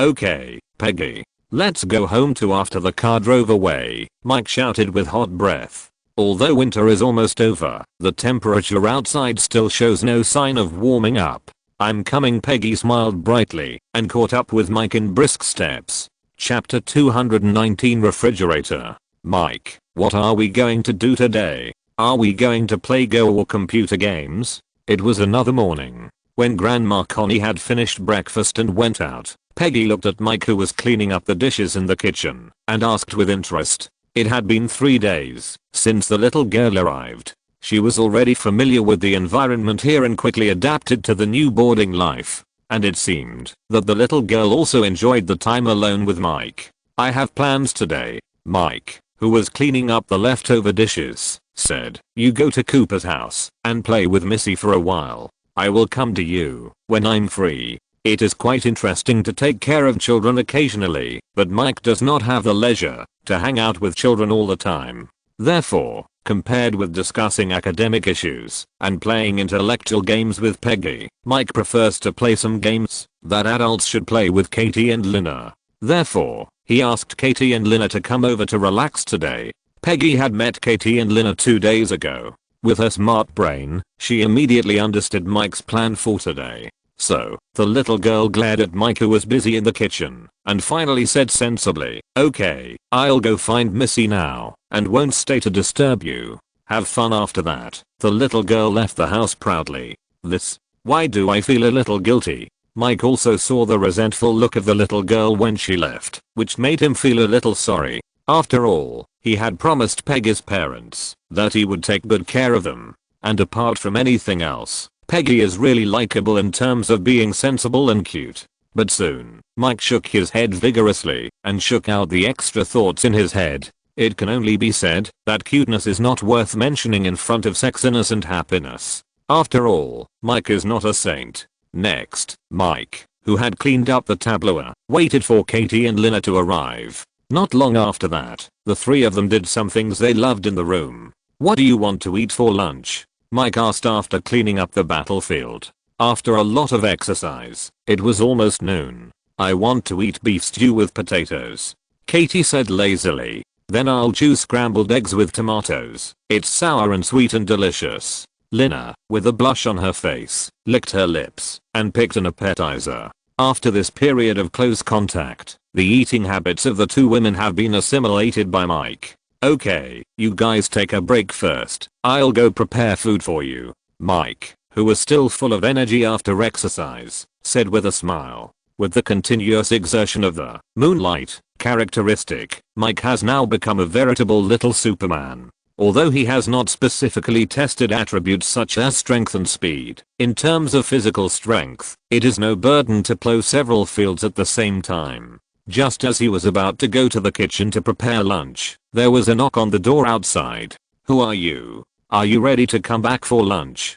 After opening a crack in the door and seeing that it was Peggy standing outside, Mike let her in. "No, it's Sheldon. He needs your help." When Peggy spoke, she glanced at the two women behind Mike. Although the little girl is not very old, her super high IQ makes her very precocious. The two girls' radiant looks at this moment also made the little girl sure what Mike had done in the room before. Although she had been mentally prepared, this discovery still made her curl her lips. "Sheldon, what trouble has he encountered again?" Mike asked calmly, without moving his feet. Compared with the beginning, the wool that little Sheldon can contribute now is very limited in both quantity and quality. Based on this situation, Mike unconsciously did not have the same enthusiasm towards little Sheldon as at the beginning. This is a long story. Anyway, Sheldon needs your help now. Seeing that Mike did not move, Peggy said while consciously looking at the two girls behind. Katie and the other girl were also very considerate. After exchanging glances, they said, "Mike, since you have something to do, we will leave first. The day after tomorrow is the day when school starts. See you then." As the school date approaches, the two girls must have a lot of things to prepare. "Okay, see you at school." Seeing that the two girls were determined to leave, Mike said goodbye to them. After the two girls said goodbye to Mike again, they greeted Peggy in a friendly manner and then walked out of the room together. Without considering other things, Peggy is actually quite popular among the girls. Who said she is so cute and likable? However, Peggy, who looks like a little angel, couldn't help but slightly curl up her lips after seeing the two girls leave as she wished. This made her look a little proud of her success. "Okay, now you can tell me what happened to Sheldon?" Mike asked again, after watching the two girls leave. At the same time, he also smelled a different smell. "Yes, it's the refrigerator. Sheldon dismantled the refrigerator at home and couldn't put it back."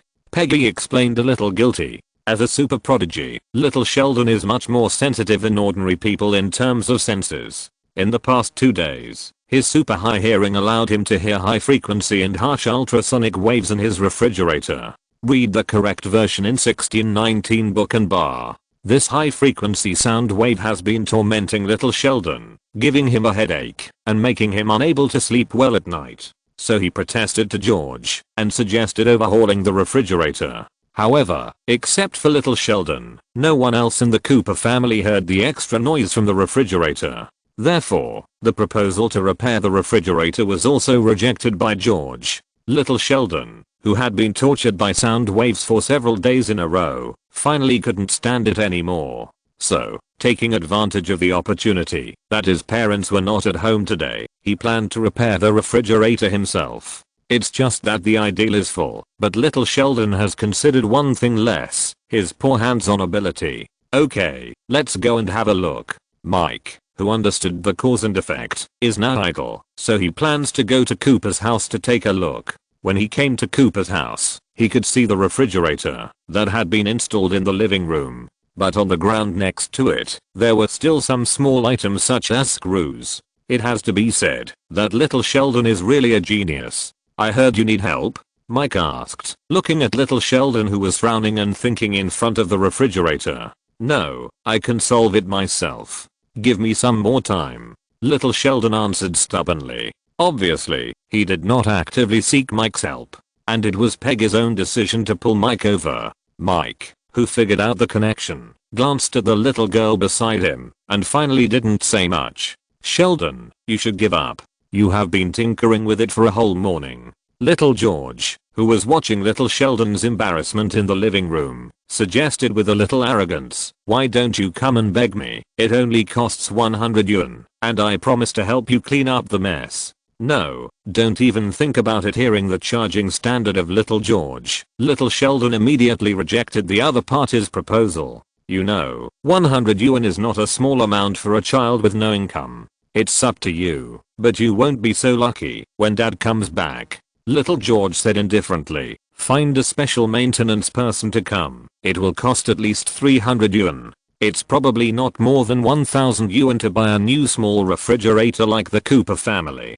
To buy a second-hand one, it only costs $300 to $500. It's just household appliances, so the cost can't be calculated in this way." Little George did not lie. The original refrigerator of the Cooper family wanted to be repaired, plus the door-to-door service fee. $300 was not expensive. Listening to the endless calculation of the bill from little George, little Sheldon angrily scolded. "Shut up, obviously." Little Sheldon also realized that what little George said was true, so he was a little irritated. The repair fee of $300 is still a considerable expense for the current Cooper family. It can be imagined that when George and his wife come back and see the condition of the refrigerator, they will definitely educate little Sheldon. Chapter 220 Refrigerator continued. "Sheldon, are you sure you don't need our help?" Seeing that little Sheldon didn't want others to interfere, Mike finally confirmed, "If you don't need it, I'll go back to make lunch." After such a delay, it was indeed lunchtime. "Mike, are you going to make lunch?" Missy, who was also watching the excitement, came to Mike in surprise and said coquettishly, "Can you take me with you? I want to eat the tomato scrambled eggs you made." Ever since little George went to Brenda's house to help take care of the chicken coop, the Cooper family in Connor's grandma's house have no shortage of eggs to eat. Mike also used eggs as an ingredient to replicate the simple and delicious home-cooked stir-fry of tomato scrambled eggs. Not to mention, the sour and sweet taste quickly won the love of everyone. "Okay, let's do it together." Mike touched Mrs. Head, looked at little George, and asked, "What do you say?" "Actually, I also like to eat tomato scrambled eggs," little George said familiarly. With Mike's relationship with the Cooper family, it's nothing to get a free meal. As for Peggy, she called Mike over before, probably because she wanted to spend more time with him. Now that she can go home with Mike to cook and eat, she naturally has no objection. Seeing that several people were about to leave, little Sheldon, who was standing alone in front of the refrigerator, suddenly shouted, "Wait, Mike, what's wrong, Sheldon?" Mike looked at the other party's anxious and stubborn appearance and asked with a smile, "If you insist, I can invite you to repair the refrigerator with me." Little Sheldon, who had some tiny beads of sweat on his forehead, still maintained a proud expression and said, "Of course, the premise is that you don't charge me for the repair." In fact, with George's hands-on ability and Sheldon's smart brain, if the two worked together, they might have repaired the refrigerator long ago. The main reason why George was not asked for help, maybe because he wanted to charge for the repair, but Sheldon is still unable to pay for this money. On the other side, Mike looked at the little Sheldon who was pleading with pride and trying his best to hide this emotion, smiled and said, "We are friends. Of course I won't charge you." After hearing Mike's answer, little Sheldon was obviously relieved and gave up his position. Instructions, repair tools. Mike, who took on the task, immediately entered the working state. With the existence of two super brains, he and Peggy, the manual of the refrigerator was soon thoroughly studied. Then, little George, who was waiting on the side, also came over to help repair the refrigerator. At the same time, Missy also helped to pass the repair tools. For a while, little Sheldon, the person involved, became an outsider. Maintenance experience plus 10. Maintenance experience plus 10. Half an hour later, with the joint efforts of everyone, the small refrigerator in the Cooper family was also reassembled, and Mike's skill column also added a 2-level repair skill. Little Sheldon, who had not helped before, watched the refrigerator start again after plugging in the power supply. After listening for a while, he cheered excitedly, "I knew my feeling was right. I fixed the refrigerator at home." Helping the family eliminate the annoying sound wave noise gave him a sense of accomplishment. "Shut up. If it weren't for Mike, you would still be playing with screws." Seeing that little Sheldon took all the credit on himself, little George mocked unhappily. At the same time, the two little girls, Peggy and Missy, also looked at little Sheldon with weird eyes. You know, strictly speaking, in the repair just now, little Sheldon really didn't help at all except for being sour. Well, I admit that Mike helped a little, but I believe that even without him, I can do it myself. Little Sheldon, who was not afraid of embarrassment, still argued stubbornly, and his appearance also successfully aroused the anger of others. "Forget it, don't say anything." After calming everyone's emotions, Mike continued, "Since the refrigerator has been repaired, I'll make lunch here." "Great, I'll help." Sure enough, after hearing about food, Mrs. attention was diverted. If possible, I want to eat beef soup.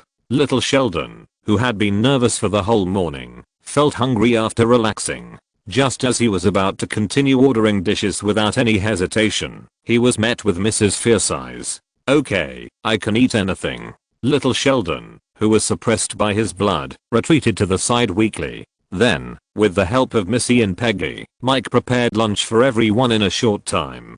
Tomato scrambled eggs, potato stewed beef, 2 plates of vegetable salad, and soft toast. It was not a very rich lunch, but it was a rare delicacy for everyone who was hungry. After that, Mike, who had finished lunch, also stayed at Cooper's house to play with Peggy. A perfect version at 1619 Book Bar. It was not until the evening when George came back after a busy day, and little Sheldon quickly went to greet him.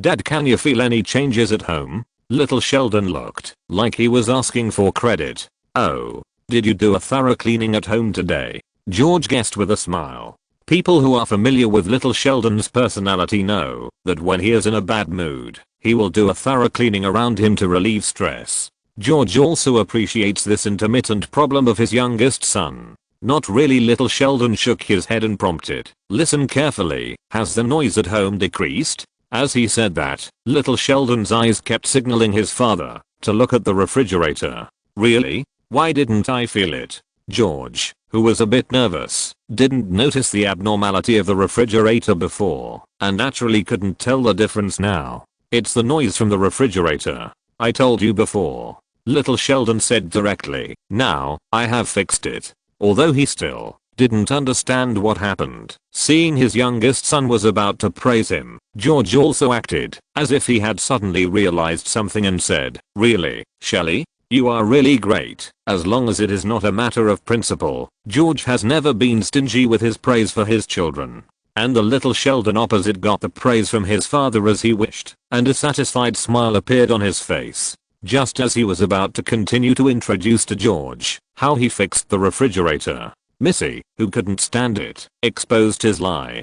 "Dad," Sheldon lied. "If it weren't for Mike's help, he couldn't install the refrigerator at all." Missy came to his father and blinked her big eyes and said, "Also, Peggy, George and I all helped." After listening to his little daughter's explanation, George also understood the ins and outs of the matter. However, he was busy all day and didn't want to dwell on this matter. "You are all great, Mike and Peggy. Thank you for your help." George praised everyone equally. After his little daughter was satisfied, he opened a bottle of beer and sat on the sofa to enjoy the rare leisure time of the day. It can be seen that George was also under great pressure after the new year. It has been almost half a year since he officially lost his job as a football coach. In the past 6 months, George, who lost his decent formal job, has also seen a sharp decline in his quality of life and family status. Chapter 221 School starts. Time flies and it is the beginning of February, the day when school starts.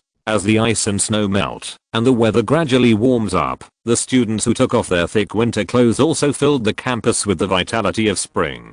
"Hey, Mike, how was your winter vacation?" Mike and Katie, who won the title of the most popular boy and girl in the school last year, attracted the attention of many students as soon as they appeared on campus. Especially Mike, his increasingly outstanding charm made him a hot commodity in the eyes of girls. Not long after entering the campus, several waves of beautifully dressed girls came up to chat with him. As for these enthusiastic girls, Mike kept a polite smile and nodded in response. On the other side, George, who was following Mike, wearing a flashy suit and combing his hair like an adult, was attracted by the girls who changed into short skirts again on campus. Campus life is so good. George, who achieved the eye-catching achievement, couldn't help but sigh. He knew that he would have soup to drink with Mike, so he dressed up for this moment today. Otherwise, with his image, he would definitely be regarded as a pervert if he appeared alone on campus and stared at the girls' legs. "Okay, Katie, you guys go to the classroom first." When Mike arrived in front of the teaching building, he said to everyone around him, "I'll accompany Peggy to go through the admission procedures." "Okay, see you at noon." Katie, who has adapted to campus life, smiled brightly and waved goodbye to Mike. He went to the 12th grade classroom alone. Here, Lina and George also waved goodbye to Mike and went to the 11th grade classroom. and Sheldon, who had been dragging behind everyone and had little presence, looked depressed at this time. "Sheldon, are you feeling uncomfortable?" When they parted, Mike noticed that the other party was not in a good state. "No, I'm fine." In order to strengthen the persuasiveness, Sheldon deliberately emphasized his tone. Then, he glared at Peggy beside Mike and turned away in a hurry. His demeanor did not look like nothing happened at all. "Strange, did you provoke him today?" Mike asked curiously. No, Peggy shook her head obediently and said, "It should be my appearance that made him feel a sense of crisis. Strictly speaking, Peggy is 2 months younger than little Sheldon, and her intelligence is also slightly higher than his. With such a super genius who is better than him in all aspects as a classmate, the self-centered little Sheldon will naturally feel pressure. Forget it, leave him alone." Mike, who figured out the key points, smiled and said to the little girl beside him, "I'll take you to the principal's office. Peggy's parents have already helped her complete the transfer procedures in advance, but before officially enrolling, the little girl still needs to go to the principal to sign a voluntary transfer information." "Hi, Mike." On the way to the principal's office, there are still girls dressed up from time to time, coming up to talk to Mike. There are even bolder girls who secretly handed over small notes. Mike is now business card of Melford High School. Any girl who can get in touch with him can immediately become another celebrity on campus. This is a great attraction for some high school girls who are full of vanity. "I didn't expect you to be so popular with girls." After getting rid of the girl's entanglement and coming to the door of the principal's office, Peggy joked. In order to make herself look more mature today, Peggy deliberately wore a lady's dress. The cute pink headband was also removed from her soft golden short hair. She didn't know that her calm appearance pretending to be a little adult would only be considered cute in the eyes of others. Maybe it's because the school has just started. It will probably be fine after a while. "Here," Mike explained, then crumpled up the small piece of paper with phone numbers in his hand and threw it into the trash can beside the corridor. Mike also guessed the reason why the girls suddenly dared to be so enthusiastic. The devil figure group, yes, because of the company's arrangement, the 3 girls of Regina are ready to take advantage of the momentum of the new song to complete their debut in the spring of this year. Therefore, the 3 of them applied for leave of absence at the beginning of this school year. In the eyes of the girls at school, without the suppression of the queen bee, Mike naturally became a free man. Such a good opportunity, of course, the girls did not want to miss it. Therefore, most of the girls who came to chat up had a fluke mentality, wanting to take advantage of the queen bee, to dig her corner, so as to achieve the achievement of stepping on her to become famous. After all, in the eyes of these girls, Katie used this method last year to win the honor of most popular girl and became a celebrity in the school no less than the queen bee. "Let's go in." Mike, who threw away the small note, knocked on the door of the principal's office. Today, Mike is wearing a brown jacket and with a height of more than 1.8 meters, his back looks tall and straight, giving people a full sense of security. And Peggy, who was following behind, saw that the other party threw away the small notes without hesitation, and her face unconsciously put on a happy smile. "Come in." With the voice of the principal, Mike pushed open the door and led the little girl in. Compared to last year, Principal Tom's hair, which was not much to begin with, is even thinner, and his mental state seems not to be as good as last year. A correct version is available on the 16 to 9 book forum. Seeing that it was Mike who arrived, he asked kindly, "What's up, Mike?" The school has always given preferential treatment to outstanding students. "It's Peggy. I brought her to go through the admission procedures." Mike stepped aside, revealing the figure of the little girl behind him. "Hello, Principal Tom. I'm Peggy, a transfer student."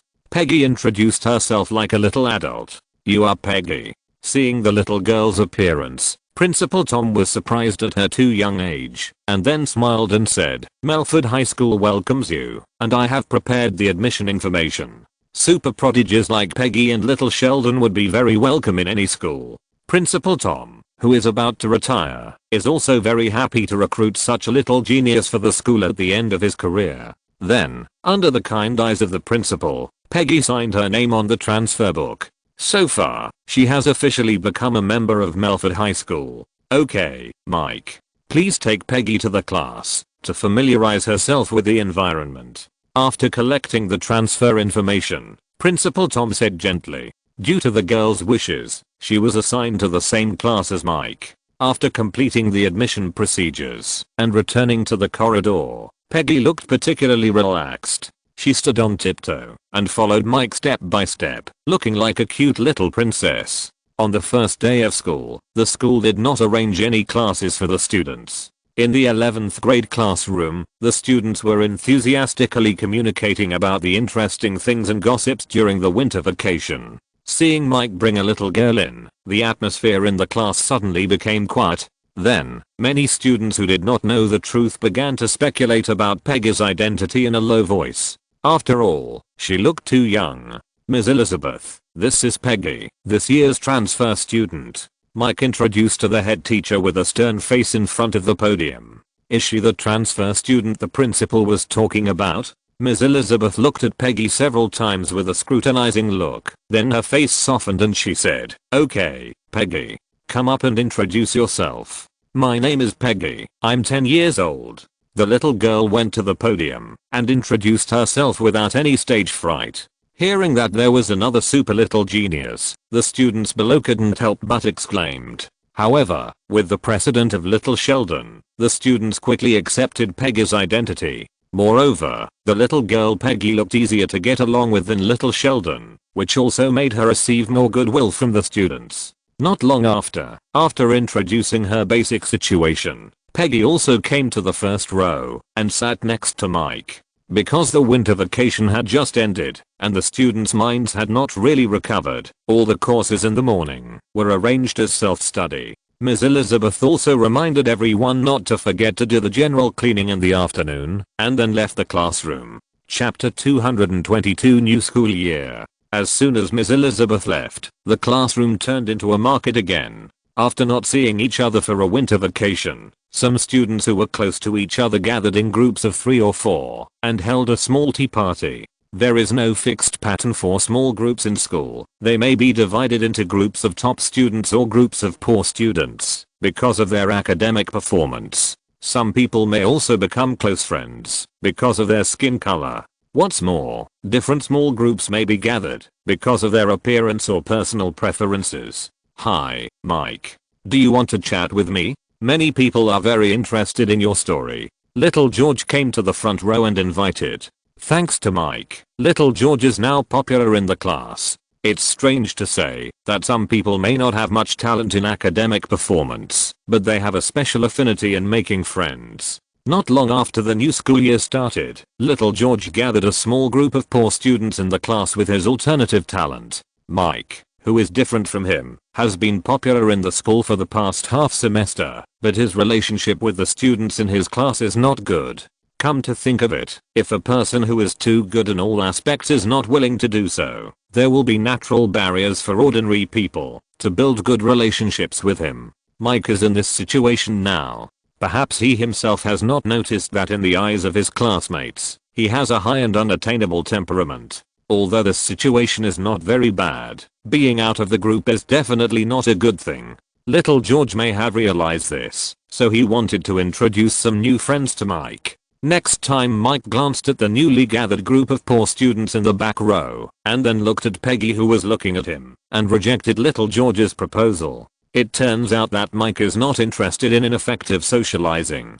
Please, Mike, help me. It won't take up too much of your time. Little George also looked at his own group of poor students in the back row, turned his head, and begged in a low voice. Well, judging from little George's appearance, I overestimated him before. The reason why he invited Mike was to show off in front of his new friends by doing something that no one else could do. Poor vanity. And his little thoughts naturally did not hide from Mike's eyes. Just when Mike was about to refuse again, Lina also came to the first row. Peggy, how about I take you to meet some new friends? Lina asked. Just arrived in a new environment, knowing more friends will be very helpful for Peggy to integrate into the new group.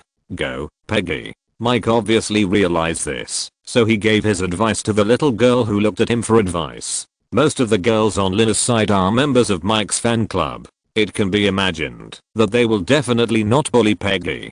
Besides, with Mike and Lina watching, the little girl will not suffer no matter what. And being able to make more friends is indeed a good thing for a little girl who lacks playmates. Smart Peggy also understood this, so after saying hello to Mike, she followed Lina to the girl's side. At the same time, after seeing Mike had dealt with the little girl, George pitifully spoke again. "Mike, stop, control your expression." Mike interrupted George speechlessly, then stood up and said, let's go to the back row to talk." Yes, seeing Mike giving face like this, George cheered excitedly. Then, as if he had completed a difficult task, he straightened his chest and took Mike to the back row. So far, except for some lonely students who stayed alone in the corner, there was only Sheldon in the first row, who was studying the new textbooks alone without paying attention to others.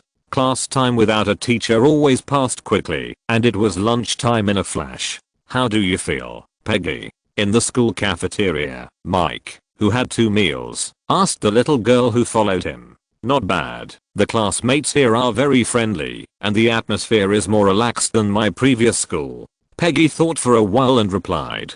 Because her father is a dentist, Peggy's family is not in a bad financial situation, so she went to a private high school before. Compared to the fiercely competitive private high schools, the atmosphere in the free-range public high schools is obviously much more relaxed. That's good. Looking at the little girl's gradually cheerful appearance, Mike smiled knowingly. In fact, for super prodigies like Peggy and Sheldon, it doesn't matter which school they go to. On the contrary, a relatively relaxed environment is more conducive to their growth. After all, for geniuses, having a healthy mental state is more rare than having profound knowledge. Along the way, after responding to some students' greetings, Mike also took Peggy to sit down in the middle of the cafeteria. "Mike, did you see Regina's performance the night before last?" Lina asked at the table. "In the 16 to 9 book and bar, you can see the correct version. Compared with boys, girls are obviously more talented in gossip." The performance that Lina mentioned was the debut performance of the 3 girls of the Devil Body group on the Welcome Spring stage facing the whole country. Compared with the Christmas programs of local stations, the Welcome Spring stage facing the whole country is larger and more influential. Most of the people who can attend the performance are well-known stars in the country. The 3 girls of the Devil Body group were lucky enough to participate in such a stage performance, which was enough to show that the Miracle Company valued them. Of course, from another perspective, it also proved that the 3 girls really have the potential to become big stars. "I saw that their performance has improved a lot compared to before," Mike said truthfully. In fact, a few days before the Devil Body group appeared on the national stage, the 3 girls called Mike to inform him of the good news. The performance results were not bad. The 3 girls proved with their strength that they did not live up to their efforts during this period. Putting aside the picky eyes of the professional side, the girls' debut performance this time was very successful. However, Mike still underestimated the lethality of the 3 young and beautiful girls. "I heard that there are already reporters digging into Regina's background," Mary said seriously. "Mike, I'm afraid you can't hide the fact that you wrote songs for them. Those reporters are likely to come to the school to harass you soon." The sudden appearance of the Devil Body group was a surprise to many audiences across the country this spring. The devilish figure group with a topic of discussion will obviously make many reporters crazy. For the sake of performance, those entertainment reporters probably wouldn't mind acting as paparazzi and collecting some gossip. "It's okay, I can handle it." Mike, who has an extraordinary physique, didn't take the reporters to heart. After all, in his opinion, according to normal procedures, even if he couldn't afford to offend those reporters, he could just hide from them.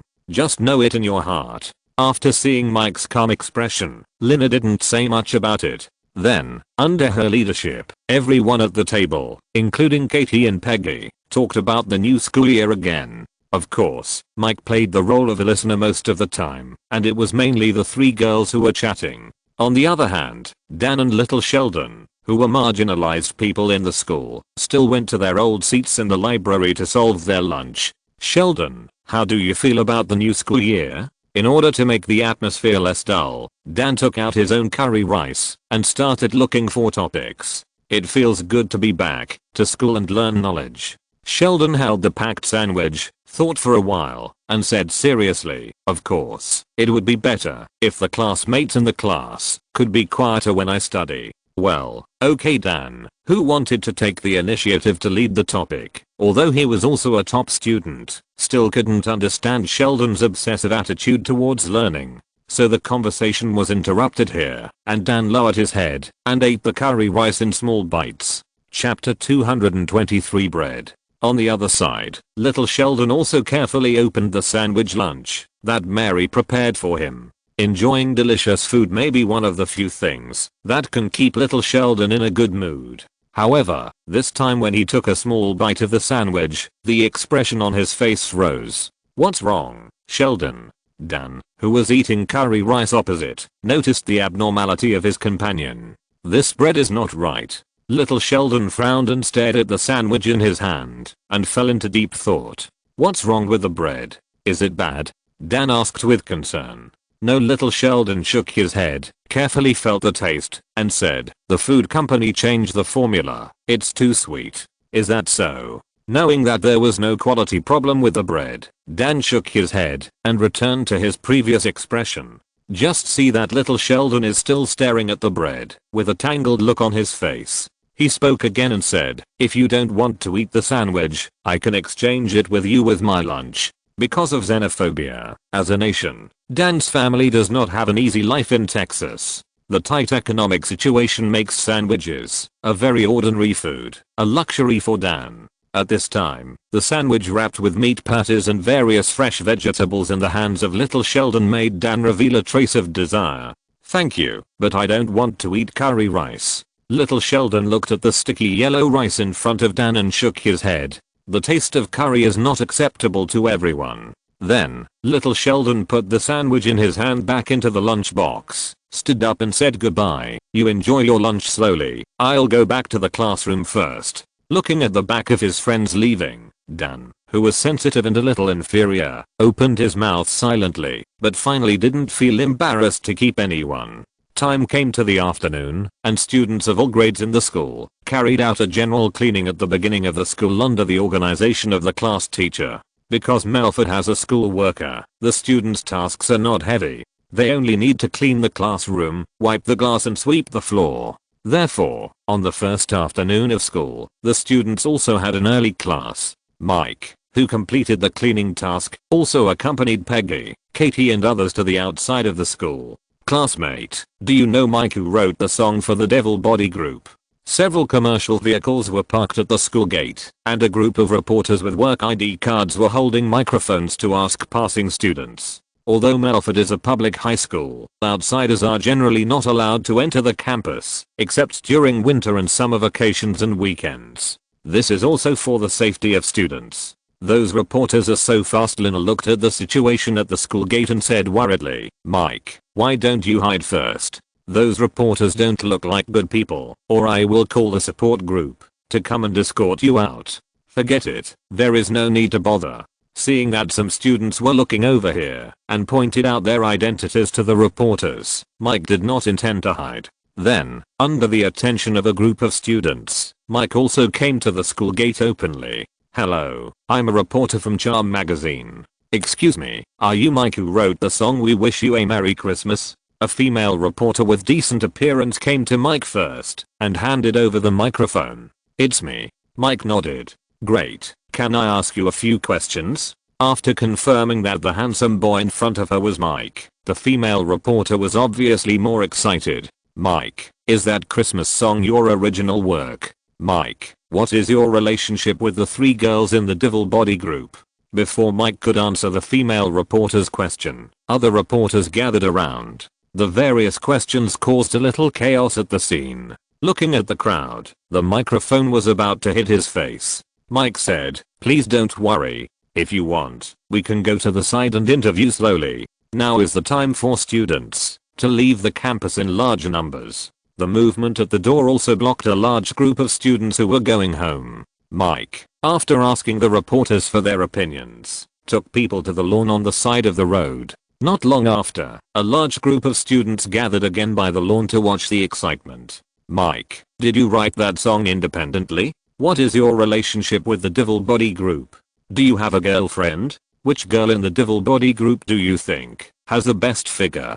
As the interview progressed, after Mike answered some questions truthfully, the reporter's questions became more and more exaggerated. Realizing that this would only go on and on, Mike answered a relatively minor question and then declined. "I've said everything I know. Please don't bother me anymore." "Don't be like that, Mike. Can you tell me what hobbies you usually have?" The only female reporter at the scene used her gender advantage to squeeze forward and get close. Seeing her look like she wanted to eat someone, if possible, she would definitely want to know the color of Mike's underwear. Unfortunately, Mike is not an ordinary boy. With his rich experience, he is not interested in this female reporter whose appearance is barely acceptable. A perfect version at 16,191 book 1 bar. "Okay, please make way. I should go home." Mike ignored the female reporter's questions and walked out, leaving the students around him. Little George also saw Mike's impatience and took the initiative to stay behind to hold back the reporters who wanted to follow him out. Half an hour later, Mike, who had gotten rid of the reporters, also came to the door of Cooper's house under the escort of Katie and Lina.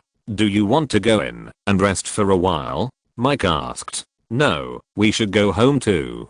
Katie and Lina looked at each other and said goodbye to Mike at the same time, saying that if Mike had anything, he could contact them by phone at any time. Looking at the looks of those reporters, they obviously would not give up Mike's hot spot easily. And as the popularity of the Devil Figure group continues to ferment, there will probably be more reporters coming to the town of Telford in the next few days. After seeing off Katie and Lina, Mike took Peggy into Cooper's house. In the house, little Sheldon was discussing bread with Mary. Yes, when Mike stayed at the school gate before, little Sheldon had already returned home. "I'm sure the food company has changed the formula, and its taste has changed a lot," little Sheldon said seriously, holding the sandwich left over from lunch. "Really?" Mary took the sandwich, tore off a small piece of bread from it, and tasted it. "No problem. It tastes good." "No, I'm sure this is not the taste I want."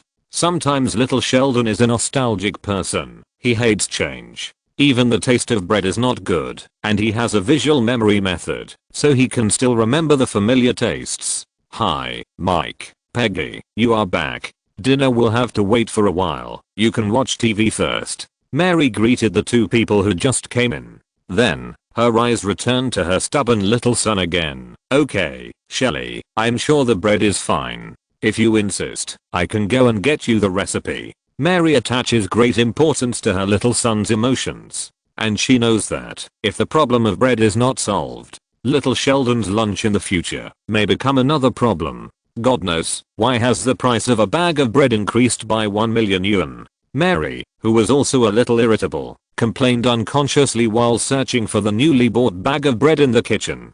Housewives are often more sensitive to the price of daily consumables. "Oh, I found it. Here is the recipe." Mary handed the whole bag of bread to her youngest son. If you're listening to this novel on a channel other than Fanfic World, it means they downloaded and uploaded it without effort. We cordially invite you to visit our channel, Mundo Fanfic Novelos. There you'll find the original version of this story and you can explore many other novels of various genres. We're waiting for you to immerse yourself in a world of incredible novels. Chapter 224 Bread, continued. "I knew it." Looking at the new formula on the package, Sheldon complained. They actually replaced whole wheat flour with refined flour, and even added industrial saccharin and pigments to the bread. Unhealthy food raw materials made Sheldon, who pays great attention to his health, feel uncomfortable. "Really?" Seeing her youngest son's overreaction, Mary took the package and looked at the new formula with concern, and said, "I was wondering why the bread tastes a little sweet today." In fact, if a product wants to have sufficient competitiveness, there is nothing wrong with constantly improving the formula with the times.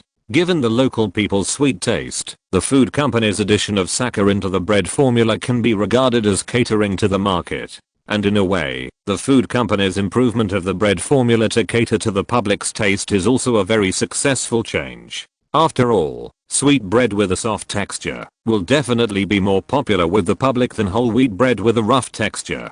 Mary obviously also prefers the current sweet bread, but seeing her youngest son's indignant expression, she still spoke to comfort him. Shelley, I don't think there is anything wrong with bread. Of course, it would be better if the price didn't increase. No, little Sheldon still argued. Excessive sugar intake can cause obesity, diabetes and other diseases. They are murdering. Stop, Shelley. It's not as serious as you said. Mary was shocked by her youngest son's analysis and immediately stopped the other party's topic. Maybe. Little Sheldon, who was strangled, continued without comment. Compared to sweet bread, I have the right to choose healthier whole wheat bread. If not, I would rather starve. Mary, who tried to comfort her youngest son, saw that the other party was a little unreasonable, and she also became irritable in her heart. Just when she was about to get angry, George, who had been busy all day, walked into the house. What happened? Feeling the tense atmosphere between his wife and youngest son, George asked.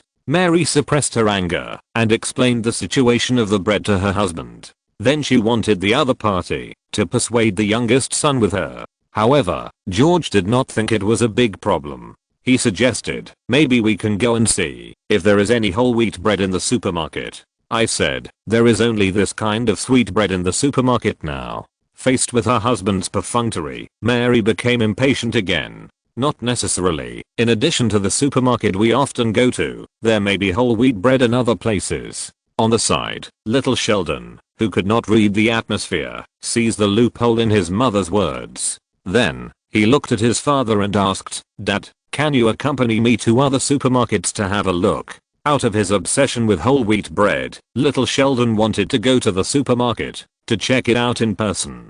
Please, I just came back.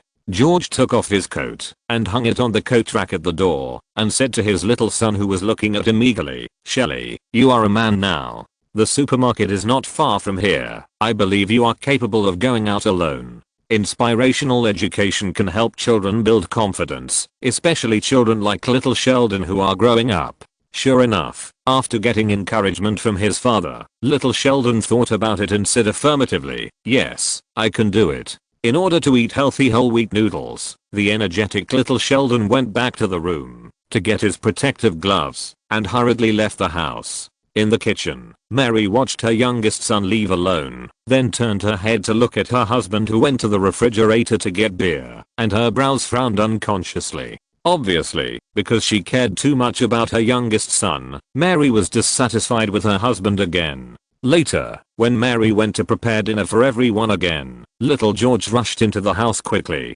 After closing the door tightly, he wiped the non-existent sweat on his forehead, panted and said to Mike who was sitting on the sofa, Mike, you know, those reporters are so difficult before. At the school gate, after Mike and others left, the reporters retreated to the second best and shifted the object of questioning to little George. In the living room, Mike handed George a glass of water and asked curiously, how did you get rid of them? No, George hurriedly explained without drinking water. Those reporters followed me to the door of my house. At this point, George was also depressed. Those reporters were like dogskin plasters, and they couldn't be shaken off at all. Looking out the window, outside the Cooper's yard, there were several people holding microphones. Fortunately, because private territory is sacred and inviolable, those people did not break into the yard. What's the situation? In front of the window, George looked at the people outside his yard and asked in surprise. Those people are magazine reporters who want to dig up gossip about the Devil Body Group.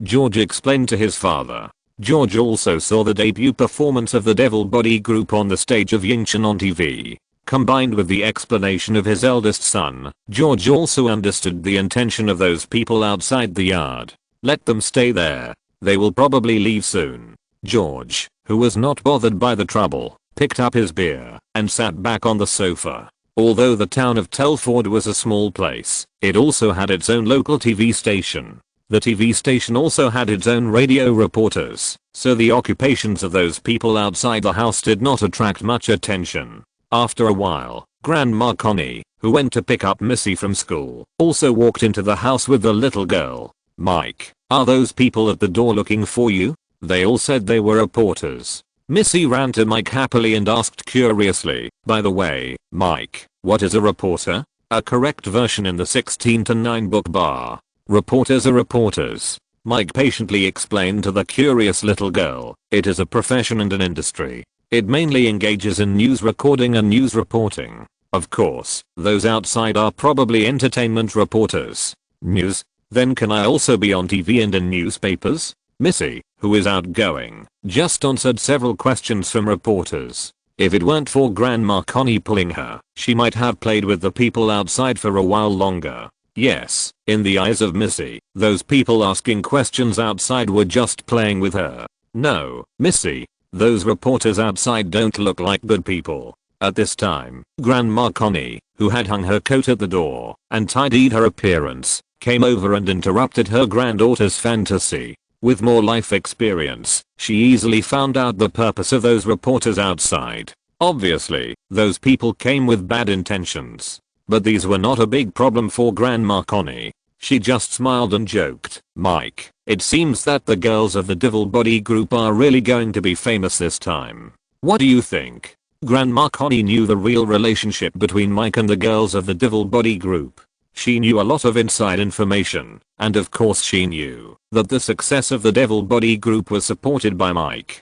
At least, that Christmas song meant a lot to the Devil Body group. What can I think? Mike said casually, the current achievements of the Devil Body group are the result of the girls' own efforts. Mike did not take credit for the girls' success. Okay, seeing Mike's indifferent reaction, Grandma Connie felt bored. So, she shrugged her shoulders, took a bottle of beer from the table, and sat down on the sofa beside her. More than half an hour later, Mary prepared dinner for everyone. Is Shelley not back yet?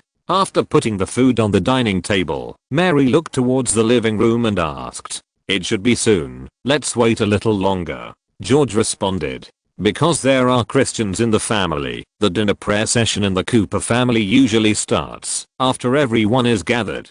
Chapter 225, The Battle of Ideas.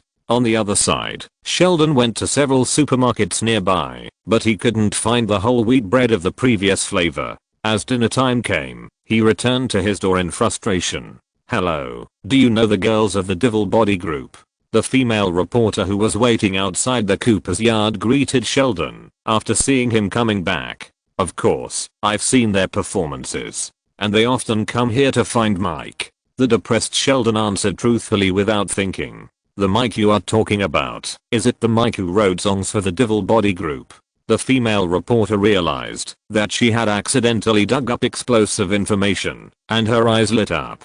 Several other reporters nearby also gathered around. Excuse me, do you know what the relationship between Mike and the Devil Body group is? Are any of them boyfriends or girlfriends? Little Sheldon, who has intensive panic disorder, looked at the crowd who came around and asked a variety of questions, and his head became dizzy, and his panic disorder was about to break out. Feeling very uncomfortable, he immediately wanted to avoid the crowd and escape from here. However, just when little Sheldon was about to escape, he saw the press cards hanging around the necks of the people in front of him. We can talk about Mike and his business later. Little Sheldon stopped, and a clever plan came to his mind. I have a big thing about people's health and life. Are you interested in knowing it? Yes, he planned to use the power of reporters to expose the bad behavior of food companies. It's just that little Sheldon's age made his words unconvincing. Think about it, what big news can a child have? Among a group of reporters, only the female reporter still maintained a curious look and asked, oh, what kind of big thing is it? The female reporter, who was more sensitive, thought about building a good relationship with the other party first, and then looking for an opportunity to ask questions. In her opinion, innocent children are easier to fool than adults. I want to complain and condemn the Camel Food Company. Their sweet bread will endanger people's health. Little Sheldon, who didn't know that people were sinister, carried out his own exposure plan. Can you tell me more about it? The Camel Company is not small in scale. The female reporter, who had keenly sensed the smell of big news, continued to add fuel to the fire. The Camel Company used to have the whole wheat bread package written on it, provide energy for your health. But now, without everyone's permission, they have secretly changed the bread formula. They have used unhealthy raw materials such as refined flour, saccharin, and pigments. For the sake of everyone's health, I strongly suggest that Camel resume selling the whole wheat bread it used to sell. Little Sheldon, who was unaware of the seriousness of the problem, spoke out all his dissatisfaction and demands for the food company. Camel Food Company was able to develop because it took the civilian route. From a democratic perspective, Little Sheldon's demands were not too excessive. However, what reporters are best at is taking things out of context. So what you mean is that the food company should listen to your opinions? A reporter who also tasted something different asked schemingly next to him. Yes, I have studied the development history of their company. Camel Food was able to develop because it has a good popular base, so they should continue to maintain this. Little Sheldon talked freely. Can I understand that you support communism more? The reporter asked a more pointed question. The history of the development of the United States is not long. Now, relying on capital plagiarism, GUO is in a period of rapid development. However, another country with a rich background on the other side of the ocean is also in a period of rapid development with different ideas. This situation makes the United States very insecure from top to bottom. As a result, the theory of great power threat is also popular. In a small way, it is a different living habit. In a big way, it is a dispute between countries. In this situation, the reporter's question was obviously not well intentioned. Although Little Sheldon has an awkward personality, he is definitely a genius. He soon realized that something was wrong. However, with a rigorous attitude, Little Sheldon still replied, "There is nothing wrong with collecting everyone's opinions and meeting everyone's needs." When Little Sheldon expressed his opinions, Little George, who was paying attention to the situation outside in the living room of the Cooper family, also noticed the movement outside. Hey, Sheldon seems to be in trouble. Little George, who also didn't realize the seriousness of the problem, looked gloating. Shut up, Little George. Mary, who was waiting for dinner, instructed her eldest son, go and get your brother in. Little George, who had suffered from reporters, wanted to see Sheldon's jokes for a while, but after seeing his mother's ugly face, he went out tactfully. But not long after, he ran back with a panicked look. What's wrong, Little George? Where is Sheldon? Mary, who was greeting everyone to go to the restaurant, saw her eldest son's impetuous appearance and asked dissatisfiedly. Something big happened. Little George didn't know how to describe the situation outside and said anxiously, "You will know if you go out and take a look. Sheldon is in big trouble this time." Although Little George is usually unreliable, he will never joke with everyone at this time, and he can act so realistically. So, Mary, who was worried about her younger son, pulled her husband out. "Let's go out and take a look." Grandma Connie, who knew that reporters were difficult to deal with, also looked serious. "What do you think of America? What do you think of that mysterious country?" Outside the Cooper family's yard, the reporters, who realized that they had dug up a big news, were more excited than each other. All kinds of strange questions were thrown to Little Sheldon one after another. Mary, who had just left the house, suddenly felt weak in the legs after hearing the questions from those reporters clearly. Look at the correct version in the 16:9 book bar. The questions asked by reporters can be big or small. If you answer badly, you will be labeled as a traitor. What should I do? George. Looking at her little son, who was being led by the crowd, Mary felt scared.